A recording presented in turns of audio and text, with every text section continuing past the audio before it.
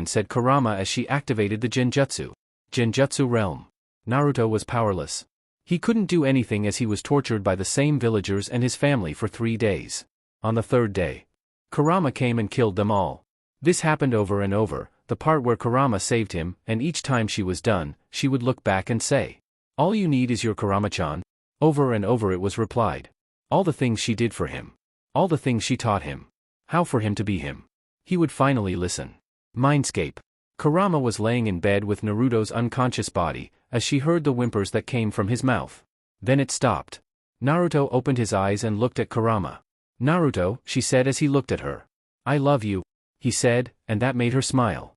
"I'm sorry for not listening all that time, not doing what you were saying, telling me to do, not loving you equally, but now I realize that you are the only person I care about. I love you even more than I love myself.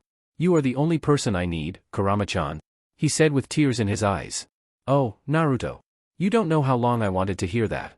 I love you too, and together, nobody will stop us," she said with a smile as she hugged him, which he returned. "Kurama-chan, thank you," he said. Kurama just smiled that evil smile that started it all. "Finally, I have broken Naruto Uzumaki Namikaze. And he's all mine," she thought. Chapter 10. Uchiha Clan Headhouse Training Grounds. Sasuke was in the middle of the field, gaining better control of his chakra. He knew that Mito was going to be a tough challenge, but he was pretty sure that he would win. He still wanted to be ready for any situation that he may encounter. He knew Mito had her chakra chains, and a very high supply of chakra supply, much higher than his. But he knew that he would use his chakra supply wiser than she would. It was one of the things that Naruto taught him. Just thinking of Naruto made his heart hurt in a pain of guilt. Sasuke was one of those who didn't like Naruto when he was at the academy. Granted, he never did any of the things that the villagers did to him, but he would put Naruto down anytime he could, saying that he was a Uchiha and was way more important than the village demon. Sasuke wished he could kick his past self in the ass. Everything that he did before he started training under Naruto made him seem childlike and arrogant. He hated the fact that he thought that the Sharingan and his last name made him better than anyone. Just think about back then made his head hurt. Sasuke then looked at a certain spot of the training grounds to see Kakashi appear before him. "Sasuke," was what he said. "Kakashi," was Sasuke's reply. The two seemed to be having a staring contest, because for 5 minutes, they just looked at each other, not saying a word. Sasuke then cut the silence. What do you want? I do not have time to spend with you playing around. If you aren't here for something serious, leave, said Sasuke. I want you to give me a second chance at being a sensei, your teacher that you deserve, said Kakashi. Why is that? You apparently decided that reading that perverted book that you haul around with you was more important than your student, said Sasuke as he returned to getting a better chakra control. Listen, I know that I messed up. I haven't been the sensei that you, Sakura, or even Naruto, deserve. You deserve better than me, but I'm here now to get my priorities straight and help my students become what they want to be in their life, said Kakashi. What about Sakura? Asked Sasuke. Already talked to her, she said she wanted nothing to do with me, and that she could train on her own time. I still told her that she could come train with me for the month out of Konaha, all she had to do was meet me at the east gate of Konaha at 7 a.m. tomorrow. Since she denied it, I wanted to ask you the same question. Said Sasuke as he thought about the proposition. He would get training from the copy ninja, and his jutsu library could expand a lot if he trained under him for the month. Plus, it was better than training alone. What would Naruto think about it though? Thought Sasuke, but then thought about what Naruto said. We are no longer a team anymore, my use for you two is over. Was what Naruto said. We aren't a team anymore, so I can make my own decision in getting stronger, thought a now confident Uchiha. He turned to Kakashi, which surprised him, and looked him straight in the eyes. Do you promise to train me seriously, because if you don't, I'm leaving you to come back here and train myself? Said Sasuke. I promise, you don't have to hit any of your skills to me, because I won't tell anyone about them until they know by seeing them themselves, said Kakashi. You will see me at the east gates at 7 a.m. and that time only. I won't wait around, so don't be late like your usual self, said Sasuke. I promise that as well, said Kakashi. Sasuke turned around to his house, and started walking toward it. I'll see you there, Kakashi-sensei, said Sasuke, making Kakashi smile. At least I can gain Sasuke's trust back. I must make sure that all my students are well taken care of, but the only one who wants help is Sasuke. This next month shall be interesting, thought Kakashi as he disappeared in a cloud of smoke. East Gate Konoha, 7 a.m. Sasuke looked up to see Kakashi appear, with a backpack behind him, ready to go. Ready? Asked Kakashi. Yes, replied Sasuke. The two started to cross the gates, but a voice stopped them. Wait, said Sakura. The two turned around to see Sakura, running up to them, her pink hair fluttering in the wind.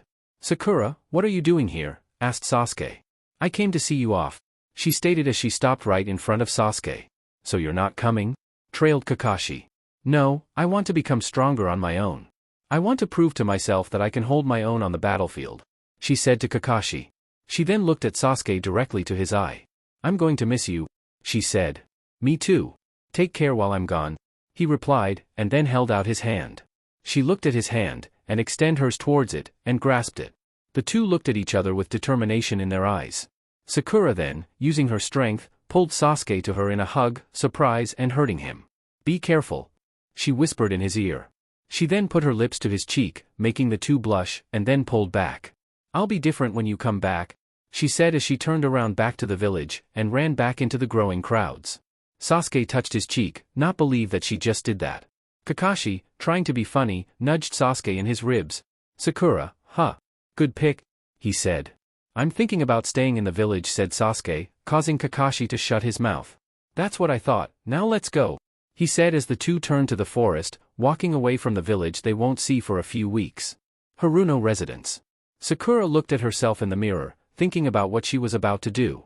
No, I must not hold back anymore. I have people I want to protect, people to prove myself to. She then thought about Naruto, people I want to save. Sakura then grabbed the scissors that sat on the sink counter and cut her hair, making it short, hardly passing her shoulders. This is proof of my dedication, I won't back down from the finals, thought Sakura. Hell yeah, girl. We're going to take over and make everyone our bitch, yelled inner Sakura, making Sakura sweat drop. Uzumaki Namikaze's mansion. Concentrate, Menma. Forcing the feeling will only cause you troubles. Let them flow out you, said Kushina to a struggling Menma. They were trying to get him to bring out his chakra chains ability that he received from his mother, and so far, he hasn't gotten far. Damn it, this is too hard, yelled Menma, only for Kushina to hit him on the head hard. Language. You know I do not allow cursing in this house, yelled Kushina to Menma. Anyway, the way you're trying to call out your chains isn't working. You need to be calm and just draw them out naturally. stated Kushina. I know, it's just that ever since Naruto said he was going to kill me, I couldn't calm down ever since. I haven't been getting any sleep, because the nightmares keep me up. The stress is building up on me, Kaa-chan, said a sad Menma. Kushina just hugged her son, knowing his pain and was worried for him. Don't worry, Menma, I will make sure that Naruto doesn't kill you, cause I'll jump in the arena and fight him myself, said Kushina, surprising Menma.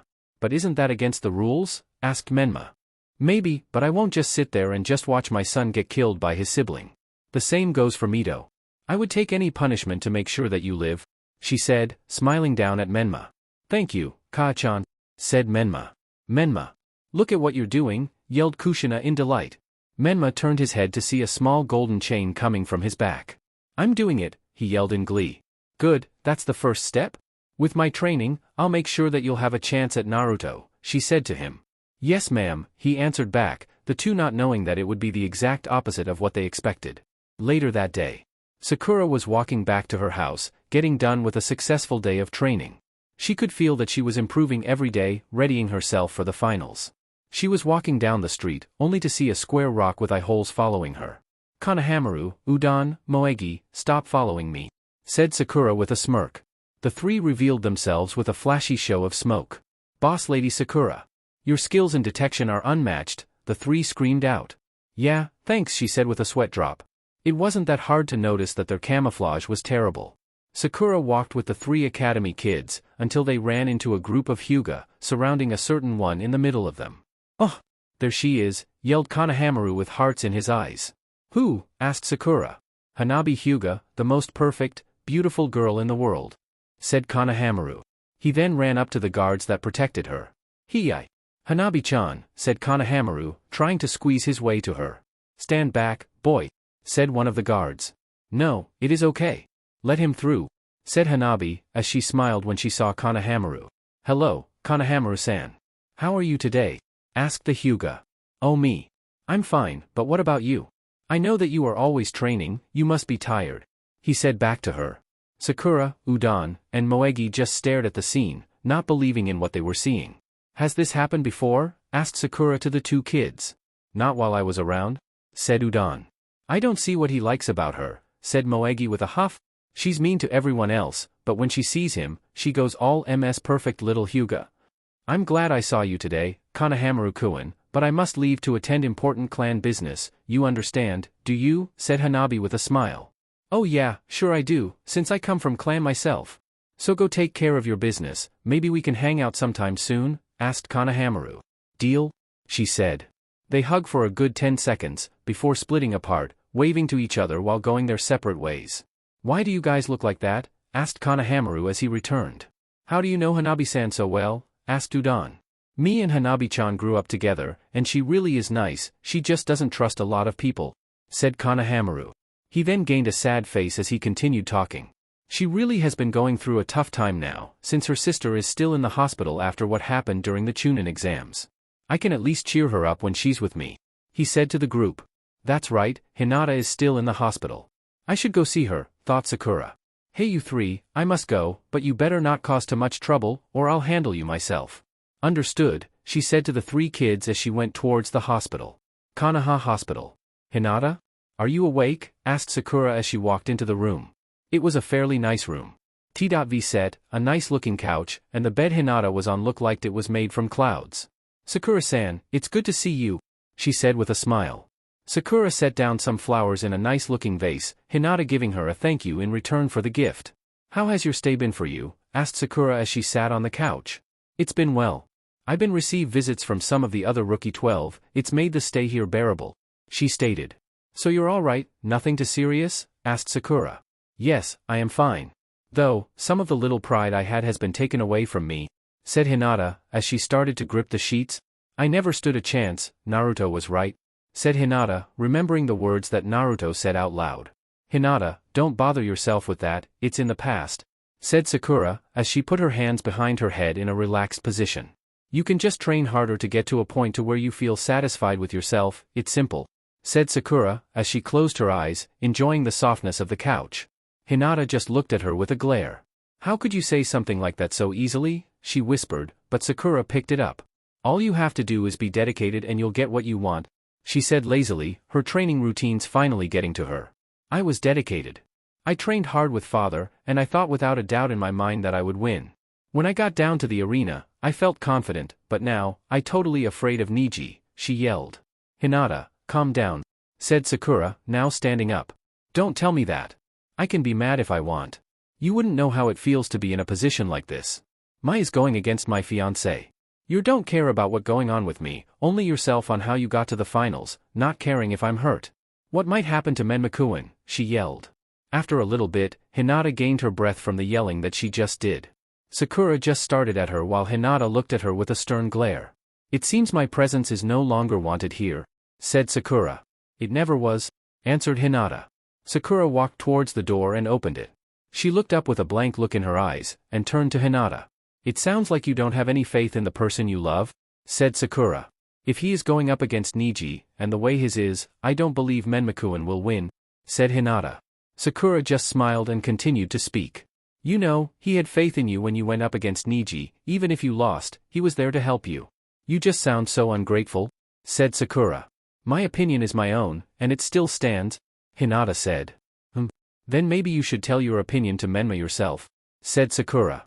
Sakura left the room, but left the door open. Someone else walked in, with a vase of roses, and sad look on their face. When Hinata saw the person in the doorway, she gasped. Menmakuen, she whispered. Thanks for not believing in me. I really need to hear that, he said. He got the vase with the flowers in them and threw them in the trash. So much for love, he stated as he walked back out to the hallway, vanishing from her sight. Menmakuen, I'm sorry. Please listen, she yelled, but couldn't get up from the bed because of the IVs she was attached to. Sakura just watched the scene happen in front of her, and keep walking. I won't be like Hinata, I believe in Sasuke and Naruto, no matter what. And I believe in myself more than she ever would. Her getting mad just shows her weakness, thought Sakura, have thoughts that would be similar to what Naruto would say, and headed home to rest for another day of training tomorrow. Uzunamike's estate. Mito was sitting in her room, looking through a picture book of her family. Not one picture in here has Naruto in it. We really messed up with him, and I have to blame myself for not being a good sister, she thought to herself, a tear slipping through her eye. Then, somebody knocked on her door. Mito? Are you in there? I need to talk to you, said Menma. Come on in, Menma, she said. When he walked in the door, she could hardly recognize who she was looking at. He looked terrible. His face looked pale, and his cheeks were stained with dried-up tear marks. Menma. What happened? She asked as she ran over to comfort her older brother. Menma then explained what he heard at the hospital, how he was going to see Hinata, only to hear those words that he would never expect to hear from her mouth. Once he was done, Mito had a look of shock on her face. She really said that? She said with a whisper. Yeah. Why does it hurt me so much? Those words hit me like a kunai to the chest, and it was only a few, he said in a depressed tone. Menma, you're going to listen to me, all right. It hurts me to see you like this, so listen to me, she said. All right, was all Menma. I want you to not see her for the rest of the month, so you can get your mind right. Don't let this hold you back for the finals. You still must fight Niji, and he won't hesitate to attack with a fury, Mito stated. Are you sure? I mean, shouldn't we talk together instead of avoiding each other? Questioned Menma. In other situations, yes, but now it's the best time. She made the decision to not believe in you, and you have a fight to win. Seeing her only increases the chance of you hearing something you don't want to hear. Don't worry about her, she said. All right, I trust you, he said as he stood up and started to walk to the door, but turned around to Mito. Don't tell anyone I was crying, he said with a smile. Sure, but I'll just hold it as blackmail until I need it, she said with a smile back. Menma left the room and Mito just looked at the door. Relationships. I'll never understand them, she said as she went to sleep. A few days before the finals in the forest near Konaha, Naruto was making his way back to Konaha. He really didn't want to leave, but he had to do something before he left there. That and he had to kill his siblings during the finals, so that made up for it. I was around 5 p.m., and he was walking, seeing the walls of Konaha started to make him mad. This place again. I can't wait to destroy it, I want to do it now. Calm down, Naruto-kun. You don't have long here anyway. When we leave, we'll head straight to Wave, alright dear, said Kurama in a calming voice. Alright, but only 'cause you said so, he said, making Kurama smile. Then, Naruto heard something rattle in the bushes, making him turn around and wait for whatever to come out. These damn bushes. Jiraiya, when I get my hands on you. Freakin' pervert, said a small talking toad that came from the bushes. Naruto just eyed the toad, thinking of one thing. Dinner, thought Naruto, as he started to walk towards the frog. Then, the small red toad looked up to see Naruto. Hey you, kid. Have you seen a white-haired old man, with the kanji 4 oil on his forehead protector? Oil, said Naruto, as he stopped walking to remember a time in his childhood. Flashback Naruto, 5 years old. Naruto sneaked in the Hokage tower, wanting to see his father and ask if he could come home. He really missed sleeping in a bed and not a alleyway. He wanted to be feed again, and not hunt for food in the forest. As he approached the door leading to his father's office, he noticed that it was slightly ajar, so he peeked in to see what was going on. I'm telling you Minato, the prophecy is about Menma and Mito. No doubt about it, said Jiraiya, the toad sage. Naruto saw the weird forehead protector with the kanji oil on it. Are you sure? Say the prophecy to me and Kushina again, said Minato, and Kushina nodded her head, wanting to hear it as well. All right, the toad sage said that he had a dream of a being made by the yellow flash and a being coming from the red death would save the world from totally destruction, or total destruction. The only two it could be is Mito and Menma.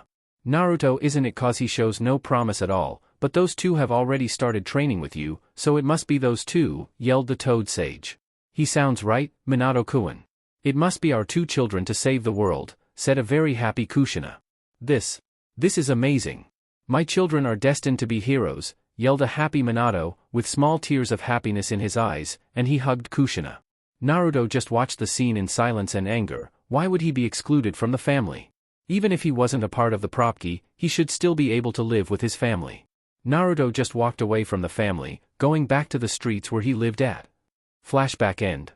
Naruto looked back down at the small frog beneath him. I don't know where he is, but I do know how he looks, replied Naruto.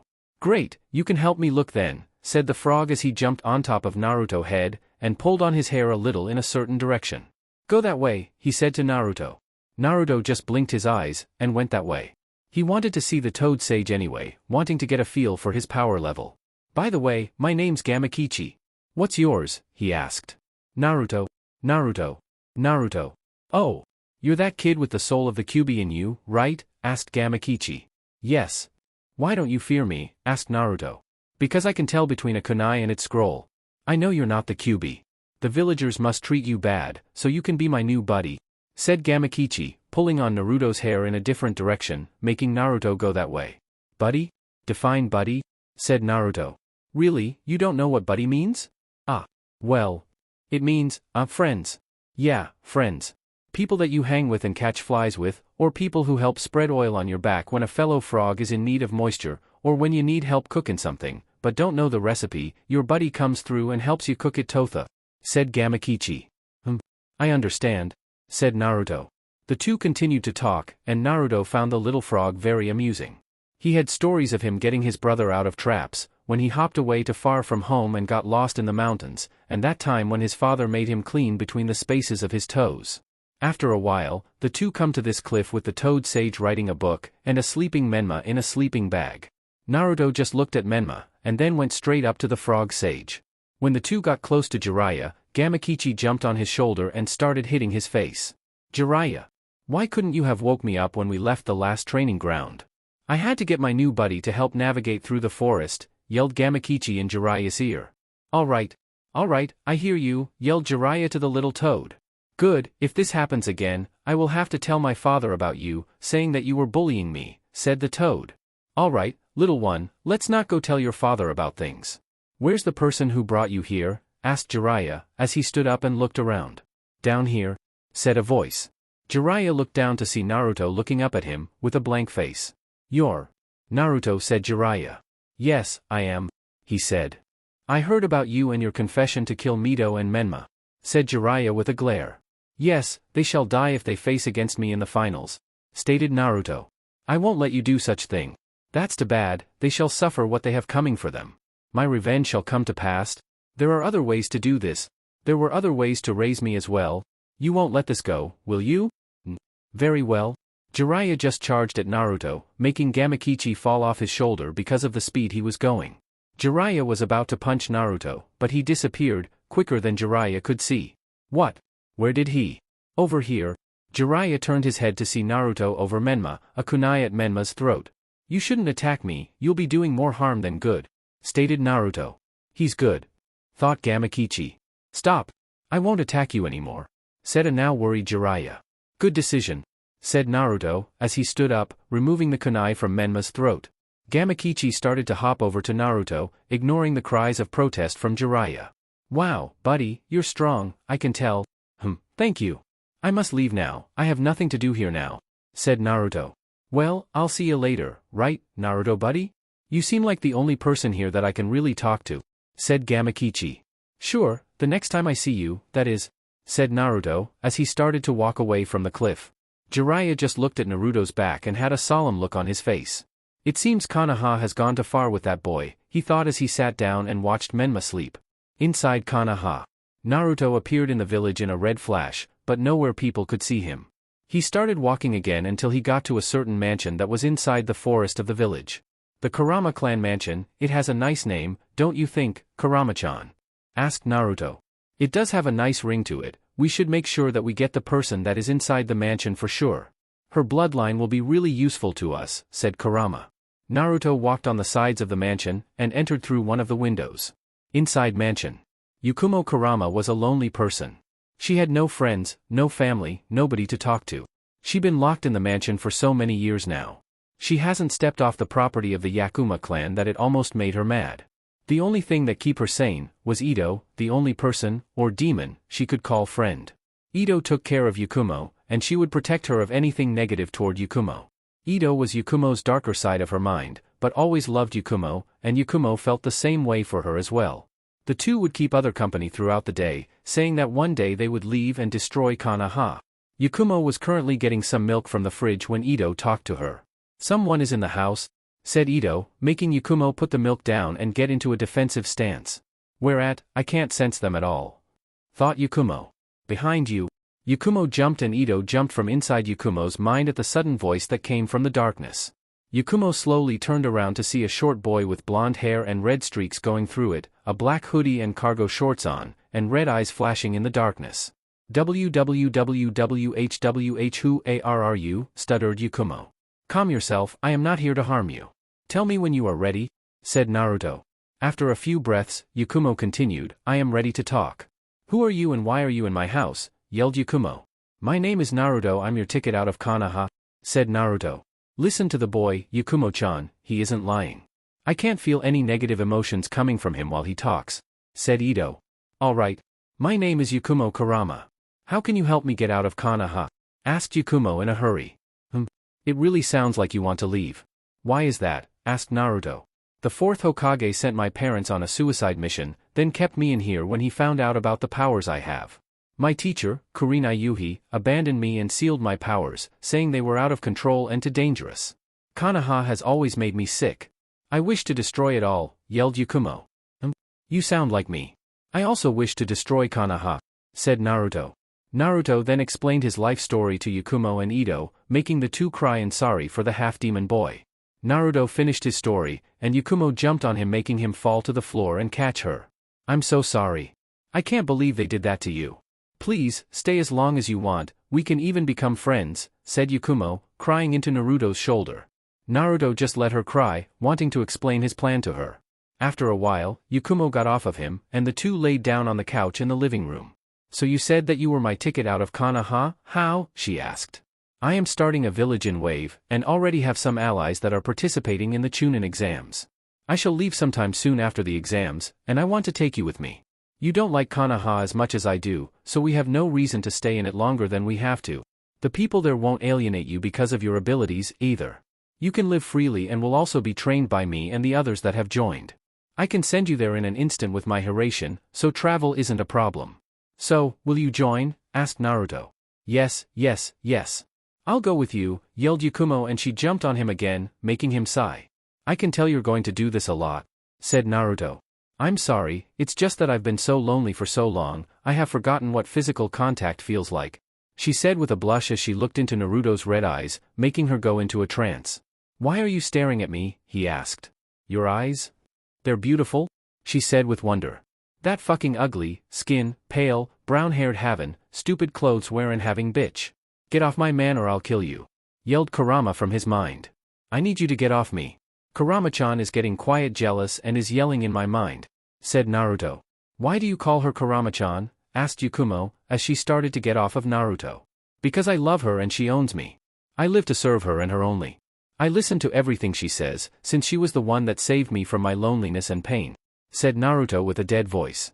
Dear God, the boy is more messed up than I thought, said Ito from Yakumo's mind. What do you mean? Yakumo asked mentally. His mind has been messed up and formed in a way that isn't normal for a human. Actually, this boy is a half-demon. The Kyuubi went that far to change his body structure into a kitsune's. This is terrible. He has no self-conscious, only living off what the Kyuubi tells him to do, and I can tell from how messed up his mind is that he has been tortured by the Kyuubi as well. This poor boy has gone through it all, said Ito, making Yakumo sadder and sadder. He still suffers. I want to help Naruto and let him be free from his own demon, thought a confident Yakumo. Yakumo then popped a question, when shall we leave? After the finals of the Chunin exams are done. By that time, train so you can become stronger for the future. Understood, he asked. Yeah, but I have a problem. My body is physically weak, and I can't train real seriously because I tire easily, she said with embarrassment. I'll fix it, Naruto said. He walked up to Yakumo and stuck his nail in her arm, making her flinch, and sent some of his yokai inside her. Yakumo suddenly felt stronger. Her bones felt better, and she felt like she could run a marathon and still have energy left. What did you do? She asked. I sent my yokai into your body to strengthen everything in it. The demon in you let you be able to receive some of my yokai without any negative effects, so you are good to go, he said. Thank you so much Naruto-kun. I will help you destroy Konaha together, she said with a smile. Yes, we shall. Goodbye for now. I shall see you in the near future, he said. Naruto disappeared in a red flash, and slept the rest of the days away until the finals. Chunin exam finals arena. Sakura, Fu, Shikamaru, Mito, Menma, Niji, Dosu, Gaara, Kankuro, and Temari were standing in the middle of the arena, watching all the people flood into the stadium, trying to get good seats for the show. Man, that is a lot of people. How troublesome, said Shikamaru. Yeah. I knew the Chunin exams were important, but this is just ridiculous, said Sakura. Mito and Menma were having their own private conversation. Where is he? Said a very scared Mito. I don't know, but we can't let him get to him so soon in the exams. We have to focus on the matter at hand, and that's our first battles, said Menma as he glared at Niji who had his eyes closed, meditating. Where is the Uzumaki? Asked Gaara to Mito and Menma. We don't know. He left after the preliminaries and no one has seen him since, said Mito. He needs to hurry up, I don't want to win because he didn't show up, said Gaara as he moved away from the two siblings to go back and join his own. Then, the wind picked up in front of the genin, and Sasuke and Kakashi appeared from the dust cloud. Sasuke-kun, said Sakura as she ran up and hugged Sasuke, now wearing a black high-neck shirt. Sakura, your hair? He said, the first thing he noticed different about her. Oh yeah, I cut it off during training. I still look good don't I, she said, posing for Sasuke. He just smiled at her as stated, sure you do. Kakashi looked at Sakura and saw her muscles that were noticeable. She's been training hard, I can't wait to see her battle, thought Kakashi. I shall go to the stands. Good luck you too, said Kakashi and he disappeared. Where's Naruto? Asked Sasuke. Mito and Menma heard this and flinched, and Sasuke noticed this. I don't know. It's been a while since we've seen him. I hope he is well. Fu was almost freaking out. There were so many people here. She felt very uncomfortable. Don't worry, Fu, said Chome, the seven-tailed beetle living inside of Fu, all we have to do is wait a while until the exams end, and we go to wave. She said to Fu. Yeah, it won't be long now, she thought. Outside the arena.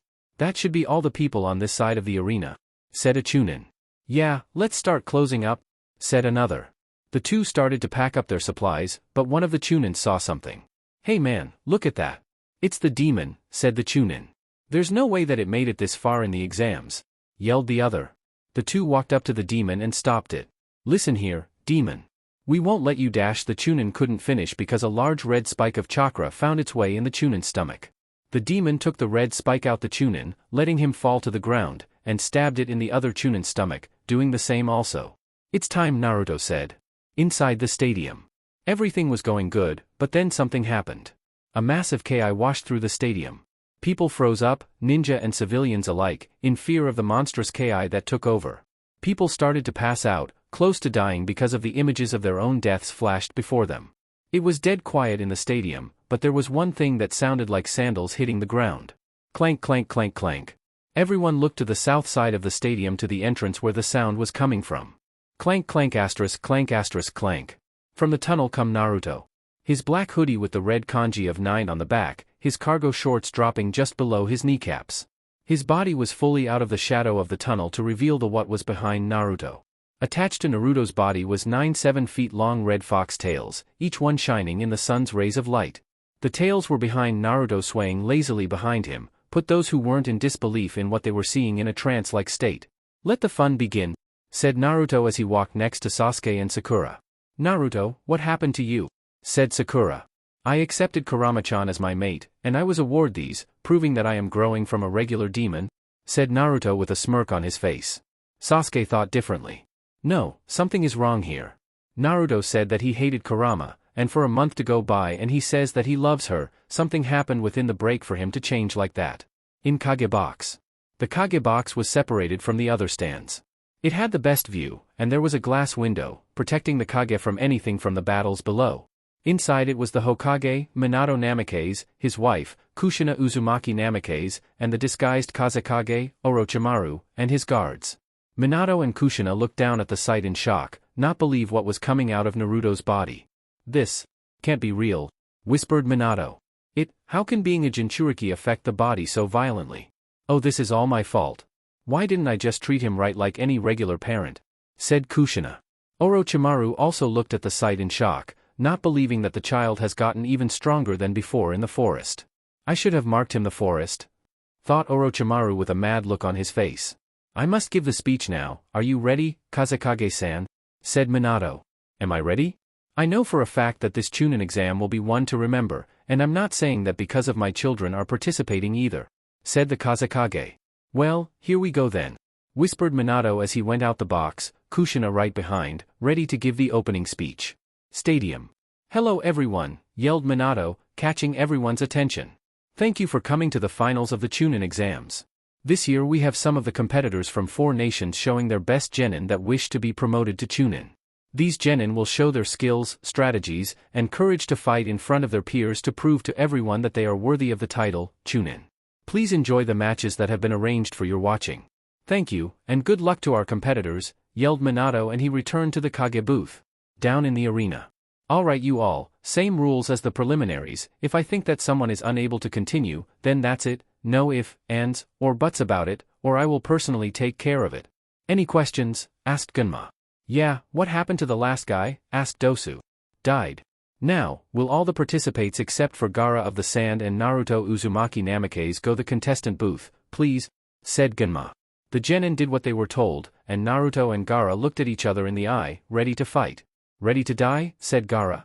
"I won't be dead for a long time from now," said Naruto, as he crossed his arms, his tail still swaying around behind him. "Alright, round 1, battle 1, Gaara of the Sand vs Naruto Uzumaki Namikaze. Begin," yelled Gunma. Chapter 11. Naruto put his claws on, ready to fight, and Gaara started to pour out his sand from the gourd on his back. "To start things off," said Gaara, as he manipulated his sand around a still Naruto, not worried about the danger he looks like he's in. "Sand shower," yelled Gaara as he launched the sand towards a still Naruto. All the sand that approached Naruto was then cut up and blocked by wind. "So this is your jutsu? To manipulate wind without any motions or commands in impressive, just like me and my sand," complimented Gaara. "The only difference is, my wind is quicker," said Naruto. He then ran up to Gaara, claws ready to tear at his defense. Naruto made a slash movement, only for his claws to be caught by the sand. He pulled his hand back and rushed forward, his other hand in a stabbing form. He cut his way through the sand, ready to pierce at Gaara next. Gaara made a wall of sand between the two, making Naruto jump up in time to get away from the sand that tried to get him from behind. He went back to his original position and looked towards Gaara. "You keep up good. I should take a boost in speed," said Naruto. Naruto then disappeared, surprising Gaara at his speed. Naruto appeared behind the unsuspecting Gaara, and slashed upwards with his claws, going through Gaara's armor of sand and making a large gash appear on Gaara's back. "Gaaha!" Gaara yelled out in pain. "That's what you get," said Naruto as he jumped back again to a safe distance. "Argurg! It hurts. Mother! It hurts," he yelled. Gaara then covered up the wound with sand, containing the blood that was coming out of it. I'm coming for you now, Naruto, he yelled, and sand rushed at Naruto. Arms formed from the sand and tried to grab at Naruto, but he dodged them and cut them both in half with swipes from his claws. He then dodged to the left the move from the sand that was coming down in the same spot he was in. He jumped up and prepared to use his next move. Futon, tamed winds, and all the sand that was in the area was cut up and disfigured as the wind cut it all up. Gaara made a protective cocoon of sand to block the attack, but the wind was strong enough to cut the cocoon open and slash Gaara at his shoulder, causing more pain. Ah! How? How are you doing this? Yelled a pained Gaara. You are too weak, Naruto said as he appeared right in front of Gaara and kicked him in the face, making him fly back into the arena wall. No! I won't lose. I have Mother with me. Together we will kill you, said Gaara as he started to gather sand on his body, covering him whole. The sand started to gain curse marks all over it, and Gaara opened his eyes to reveal a yellow, demonic eye, with a shuriken-like shape as the pupil. How do you like me now, Uzumaki?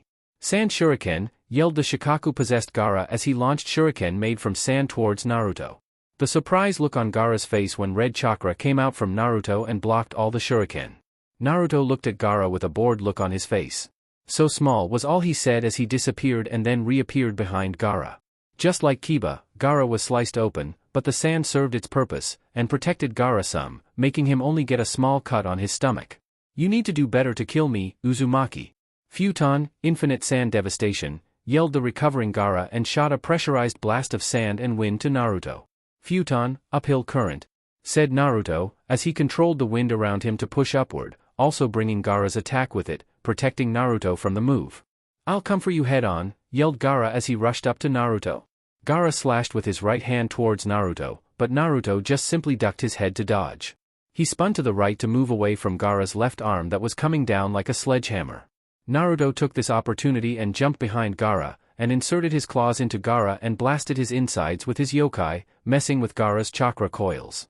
Gaara was dizzy from the attack and his sand was moving in ways that he wasn't control of. The sand was jumping around his body as the extra and foreign yokai that was inserted into it made the sand go haywire. Naruto then delivered a punch to Gaara's midsection, to his right shoulder, and then stabbed him in his stomach, making Gaara hiss in pain. I need more power to defeat him. Make me feel even more alive now, yelled Gaara as he gained control of his sand again and a tail of sand formed behind him.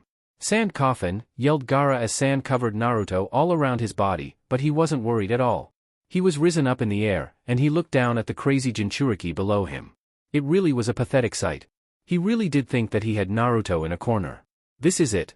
Sand burial, yelled Gaara and the sand around Naruto imploded, making Gaara grin with glee. I did it, I killed him. I feel so alive right now. You are dead, Uzumaki dashed. He didn't get to finish as the sand on Gaara's body was cut up and this time hit skin. Gaara felt like he was put in a shredder as blades of wind stripped him of his defense and made contact with his skin. GGGHHHHHHHHHHHHHHH, he yelled as the sand fell off of him and fell to the ground below him. He soon also followed suit as he hit the ground, wheezing and panting from his injuries and chakra exhaustion. Gaara looked up to see Naruto come from the same sand that he thought that killed him. How? He asked with a pained face. I covered myself with yokai, I stole your technique for a second and defended myself from your sand. I was safe from your sand, and when you let your guard down, I strike, resulting in what we have here, said Naruto as he looked down at Gaara's down form. I can't lose, whispered Gaara. Yes, you shall. You were going to lose when you stepped in the arena with too much confidence. I didn't even get to use my tails. That proves how weak you are, only depending on your sand to protect you. Also, Shikaku's a boy, not a girl, so stop calling him mother da, said Naruto. Gaara just looked up at Naruto with an angry scowl coming forth on his face. No. No. I won't lose, not to you or anyone else, he yelled and stood up. He concentrated the last of his chakra and made a large wave of sand go towards Naruto. Sand tsunami, he yelled as the wave neared Naruto. TCH, I wanted to keep my fire jutsu to myself, but I guess I can use it here, said Naruto as he looked up at the sand wave nearing him. He took a deep breath and launched his jutsu. Katon, fox fire, he said, and a very large fireball in the shape of a fox was rushing towards the wave. The two techniques meet in the middle, and Naruto's jutsu easily surpassed Gaara's technique, and his sand wave turned into glass. Gaara just looked at the sight with a defeated look on his face. No. How is that possible? He then looked at Naruto. How are you so strong? He yelled towards Naruto. Naruto just walked up towards Gaara. He used his tails and smashed the glass, making it fall to the ground. None of the shards hit him at all. Gaara started to back away from Naruto, scared for his life. He felt the ki rolling off of Naruto and it scared him shitless. Gaara then hit the arena wall, not being able to go any farther. "Stay away," yelled Gaara. It fell onto deaf ears as Naruto made his way right in front of Gaara. Naruto just looked down at Gaara, and put his finger at Gaara's seal. "Have a good sleep," he said as he sent his yokai to the seal, fixing it, and knocking Gaara out in the process. Naruto turned around and started to walk towards the stairs to the competitor's box, ignoring all the shocked faces in the crowd. Competitor's box. All the genin, except for Sakura and Sasuke, were all shocked at the fact that Naruto just completely destroyed Gaara, the same monster that took on Rock Lee and still came out without a scratch. Temari looked over to see Sasuke and Sakura's unshocked faces, and asked the question. "Why aren't you too surprised? He just won so easily," she asked. "Naruto winning isn't a surprise to us. He will win this tournament. No one here is strong enough to take him on," said Sasuke. "Humph, he may be strong, but fate has already decided that I will win this tournament," said Neji. "I don't believe in fate, as it is a logical factor, seeing as things can change so quickly and easily, especially in a ninja's life," wisely stated Shino. Mito and Menma were looking down at Naruto as he entered the tunnel to come up to the competitor's box. "Oh my god, Menma, he is too strong. We won't win if we go against him," said Mito to her older brother. Menma just grit his teeth at the thought of him losing the tournament because of Naruto. He knew that he had to prove to himself and Hinata that he could take any situation and come on top. But he knew the way he was now, he wouldn't be able to take on Naruto and live. "Damn it, I know. If one of us actually face him, he really would kill us," said Menma with a very scared look on his face. "What do we do now?" asked Mito. "Worry about the next match, after all, it is you and me, Mito-san," said Sasuke as he walked to the stairs to get to the arena. Menma looked at Mito and put his hands on each of his sister's shoulders. "Mito, you have been training hard for this. You can beat Sasuke for sure, just believe in yourself and don't do stupid moves that may cost you, alright," said Menma. With a nod of his head, she jumped down to arena, ready to face Sasuke Uchiha. Hallway. Sasuke was walking down the stairs and he saw Naruto start to get closer to him. The two didn't even say a word to each other as they passed each other. Not even eye contact, but it was alright with Sasuke. "I don't need to wish you luck because I know you will win, so all I shall say to you is to not take so long," said Naruto as he continued to walk up. Sasuke grinned at the words, ready to beat Mito and face Naruto in the next round. "Sure, I'll make things quick," Sasuke said as he continued to the stadium. Arena. "Are you two ready?" asked Genma. With a nod of both Genin's head, he announced. "First round, second battle, Sasuke Uchiha and Mito Uzumaki Namikaze? Begin," he yelled and jumped back. "You ready to lose?" said Mito. "I won't lose to you, Hokage's daughter or not, you are too weak for me," said a calm Sasuke. "Weak? You don't understand who you're going against, do you? I have dash. I don't want to hear your introduction of yourself and your parents. You may be the Hokage and the Uzumaki's child, but I also know that you are a bad sister," said Sasuke, hitting a sore spot for Mito. "Shut up. We're trying our hardest to get Naruto back into the family," yelled Mito to Sasuke. "There shouldn't be a trying to. It shouldn't have never happened.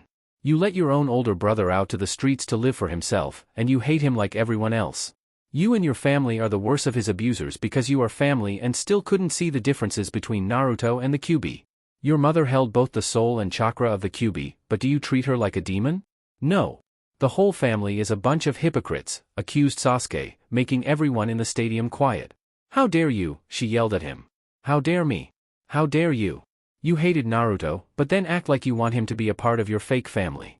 Just 2 months ago you were cursing his name, now look at you. Running for Naruto when it's already too late. Who would even let their own child by themselves just because of their status? This village is corrupt to the bone," said Sasuke, looking straight at Minato and Kushina when he said this. "That's why, when I become Hokage, I'll make sure that everyone will be treated nice and fairly, like how they should be," he yelled, surprising people that Sasuke wished to be Hokage. Newsflash. "You won't be Hokage, I will," said Mito, as a sword from a scroll came in her hands. "You want to play with swords? Fine, but no with mine, you won't last," said Sasuke. He then moved his arm cuffs down to reveal a storage seal. He put some of his chakra into it. What came out the seal shocked everyone. "That's the legendary twin lightning swords, Kiba. How do you have them?" yelled Mito in shock and fear. "Ironically, Naruto gave them to me." Oh, the day you become Hokage. Sasuke then started charging up his swords, lightning coming from the sky and blasting Sasuke and his swords. Sasuke controlled the lightning and it danced around him, the blue sparks making Sasuke shine. Is the day I'll leave Konoha, he yelled as he rushed towards Mito in amazing speeds. Mito hardly had any time to parry Sasuke's swipe with his sword, but forgot about the other one and he made a swipe at her left arm, making a gash from there. Mito jumped back and watched as the gash on her arm gained smoke, noticing the mark started to heal at a slow pace. She looked back up to see Sasuke. Only that he wasn't there. What?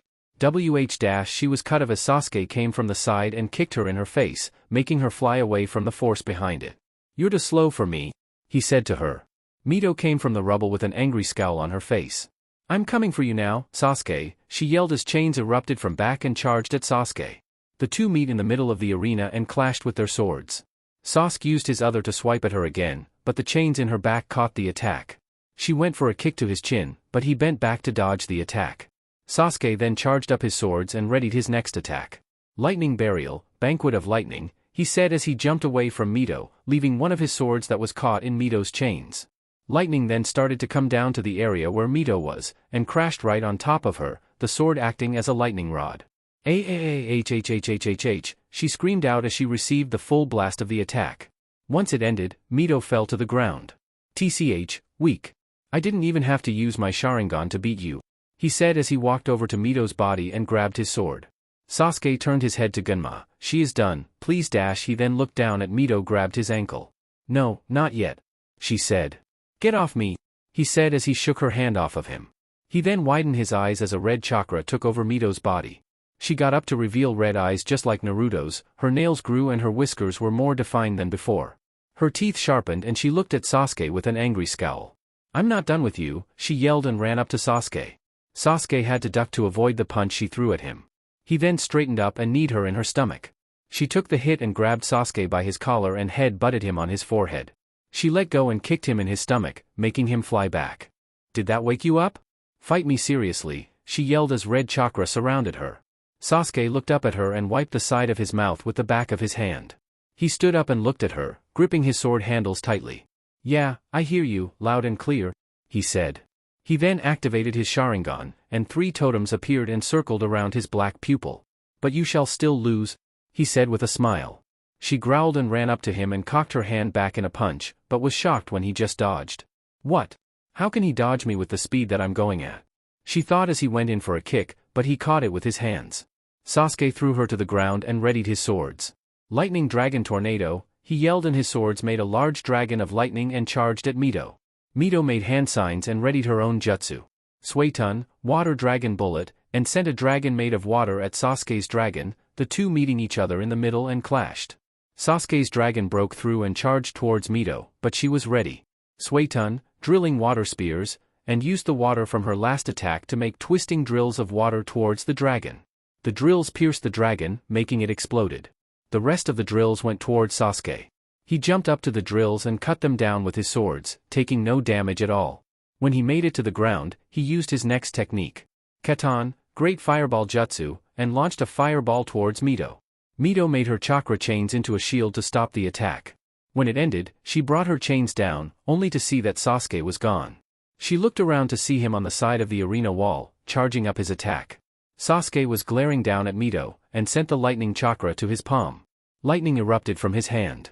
He looked down at Mito and said, "Get ready, this one will do more than just hurt you," and ran down the side of the wall.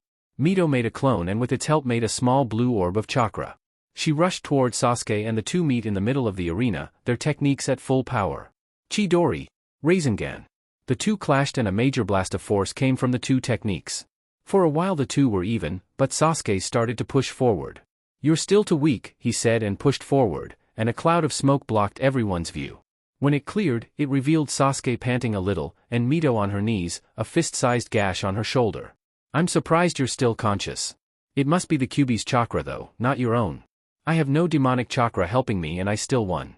Remember, I don't care what family you came from, you can still lose." Mito then looked at Sasuke's eyes, and fell out to the genjutsu that he placed on her that quick. He then turned around and walked to the stairs, finishing his statement. "That's something I had to learn, and it was from Naruto?" he said as he started climbing the stairs.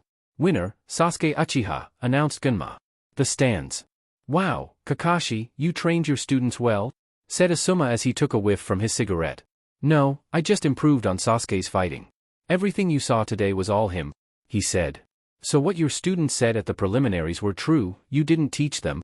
Said Kurenai. Yes, I was too lazy to notice my mistake, and now only Sasuke wants my help, and he still doesn't like me. I have failed my students, he said. No, my youthful rival, you must continue to push trust into your students and they will receive that and in turn, trust you too. You must remain vigilant, yelled Guy to Kakashi. I don't think that will work anymore, Guy, said Kakashi as he watched the medical team take Mito away. Arena. Will Temari of the Sand and Shikamaru Nara please come down? Said Ganma. TCH, how troublesome. Maybe I should just quit, said Shikamaru. No, you can't quit, you made it this far, yelled Sakura to Shikamaru. I know, it's just that I'm fighting a girl and all, and I'm not that into hitting women, he said. I don't care, go down there and show them who Shikamaru Nara is, said Sakura. I'm a lazy cloud watcher, me quitting will be the best way to show them who I am, he said and started to walk away. Oh no you don't, said Sakura. She grabbed Shikamaru and threw him out the competitor's box and down to the arena. Bitch, he said as he made his way down. 30 minutes later, hospital room. Gaara opened his eyes and winced at the light that was coming down from the window. He got up and looked around to see that he was in a hospital room, his gourd and cloths on the other side of the room in a chair. Hospital room? That means I lost. I'm sorry, mother, thought Gaara, only to receive no response at all. Mother? He said again. What? No response. Gaara lifted his hospital gown up to see the seal on his chest, and saw that it was locked up and better than it was last time. He then widened his eyes as he remembered Naruto sending his claws right where the seal was located, and sent some of his yokai to the seal, making Gaara feel funny. He fixed the seal? He whispered in disbelief. Gaara let his shirt down and stared at the wall in front him. He then smiled a true smile, something he hasn't done in a long time. I'm free, he said. What? I'm free. Back to the arena. I surrender, said Shikamaru, as he held Temari in his jutsu. What? Why, said a confused Temari. This jutsu eats away at my chakra, the jutsu is actually about to fade away. And true to what he said, the jutsu became undone, freeing Temari from Shikamaru's shadow. Ugh, I'm tired. My mom's gonna kill me for quitting. I can hear her yells now. How troublesome, he said as he walked away from the middle of the field. Winner, Temari of the Sand. Will Sakura Haruno and Fu come down to the arena? Said Ganma. Alright, it's finally my turn. You're going down, Pinky, said Fu as she jumped down to the arena. It's my turn. I hope I do good, whimpered Sakura. You will, said Sasuke as he came from the stairwell. After all, this is what you have been training for, said Sasuke with a smile. Yeah, but I can't help but feel a little nervous, said Sakura. Don't be, said Naruto, as he walked over to the two. Your opponent is a Jinchuriki, like me, but she is rash and loud. Take her down when she would least expect it. Alright, I'll try, said Sakura as she jumped down to the stadium. You know, said Sasuke to Naruto, even though you try to deny it, you have to have some positive feelings for us. Even if I do, said Naruto, Kurama-chan would just kill them anyway, seeing as she doesn't trust anyone in relation to Konaha, said Naruto. About that, what happened to you? A month ago you hated her, and now you say you accept her, questioned Sasuke. I shall tell you later, right now, focus on Sakura's fight, said Naruto. In the arena. Are you two ready? Asked Ganma, and getting a nod from the both of the fighters. First round, fourth battle, Haruno Sakura vs Fu, begin, yelled Ganma. Get ready, because here I come, yelled Fu as she ran up to Sakura. Sakura, getting in a defensive stance and activated her chakra scalpels, ready for Fu's assault. Fu came in with a kick, and Sakura tried to grab it, but she shifted her body in the air in the last second, making her other leg come down on Sakura's right shoulder, causing her to scream out in pain. Her being distracted by her pain, Fu went into a fury of punches to Sakura, most of them connecting to their target. Sakura jumped back to avoid the last kick from Fu, and made some space between the two. Doton, Earth Dome, she yelled as Earth surrounded her, protecting her from Fu. You're going to have to come out, and when you do, I'll finish this, said a confident Fu. Inside the dome, Sakura was thinking of what she should do next. Damn it, that girl is even stronger than me when it comes to natural strength. And that move she did in the air was unexpected either. How can I bet her? That red thing on her back must mean something too. Maybe I'll go with that, thought Sakura. Fu was watching the Earth Dome and then, the front part of the dome fell down to reveal Sakura, throwing some kunai at Fu. Fu expertly dodged them all and ran up to Sakura. "I've got you now," she yelled at Sakura and entered the dome. When she was about to punch Sakura, she sunk into the ground, surprising Fu, and the front of the dome was rebuilt, closing Fu in. "What's going on?" said Fu as she looked around in the darkness of the dome. Sakura then came from the ground outside of the dome and held a hand sign. "I have planted many explosive notes inside the dome, surrender now and I won't detonate them," said a serious Sakura. Sakura didn't hear anything at first, but then she heard Fu laughing inside. "Do you really think that this shall stop me? You gotta try harder, Pinky," yelled Fu. "So be it, Kai." Sakura yelled, but she didn't hear any explosions. "What happened?" said Sakura. She then started to hear some buzzing inside the dome, and then the whole dome fell down, reveal Fu and many bugs around her, all of them coming from the red cylinder on Fu's back. "Me and my beetles shall bet you, Pinky," yelled Fu as she came from the rubble of the dome. "Beetles. EWWWW," said Sakura as she watched in disgust as Fu let the beetles crawl around her. "Stop talking about my beetles. They are what most dangerous about me, you'll see now," said Fu as the beetles started to fly towards Sakura. Sakura was running away from the beetles, not noticing Fu jump in front of her and deliver a punch on her face. "Oh no, that bitch didn't. Sakura, you better kick that green-haired, beetle-loving, piece of shit's ass. NOWW. Yelled inner Sakura, making Sakura gain a fire in her eyes. Sakura grabbed Fu's wrist and slammed her to the ground. She pounded her midsection with her feet, and then kicked her to the arena wall. "How'd you like that, huh?" said Sakura, only for her to widen her eyes in shock to see Fu come out the wall without a scratch. "That wasn't nothing, since I have my beetles," said Fu, as she turned around to show Sakura a blue-like shield on her back. "What is that?" asked Sakura.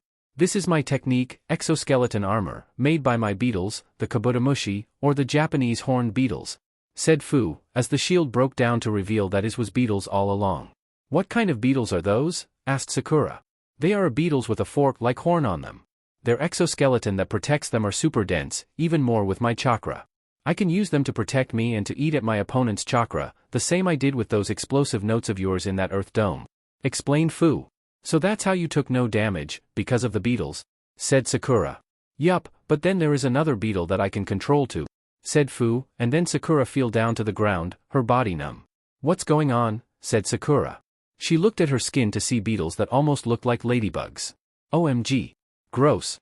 Get these things off of me," yelled Sakura as she started to brush the beetles off her skin. "Those are my other beetles, the Diamphida, or the Bushman arrow poison beetle.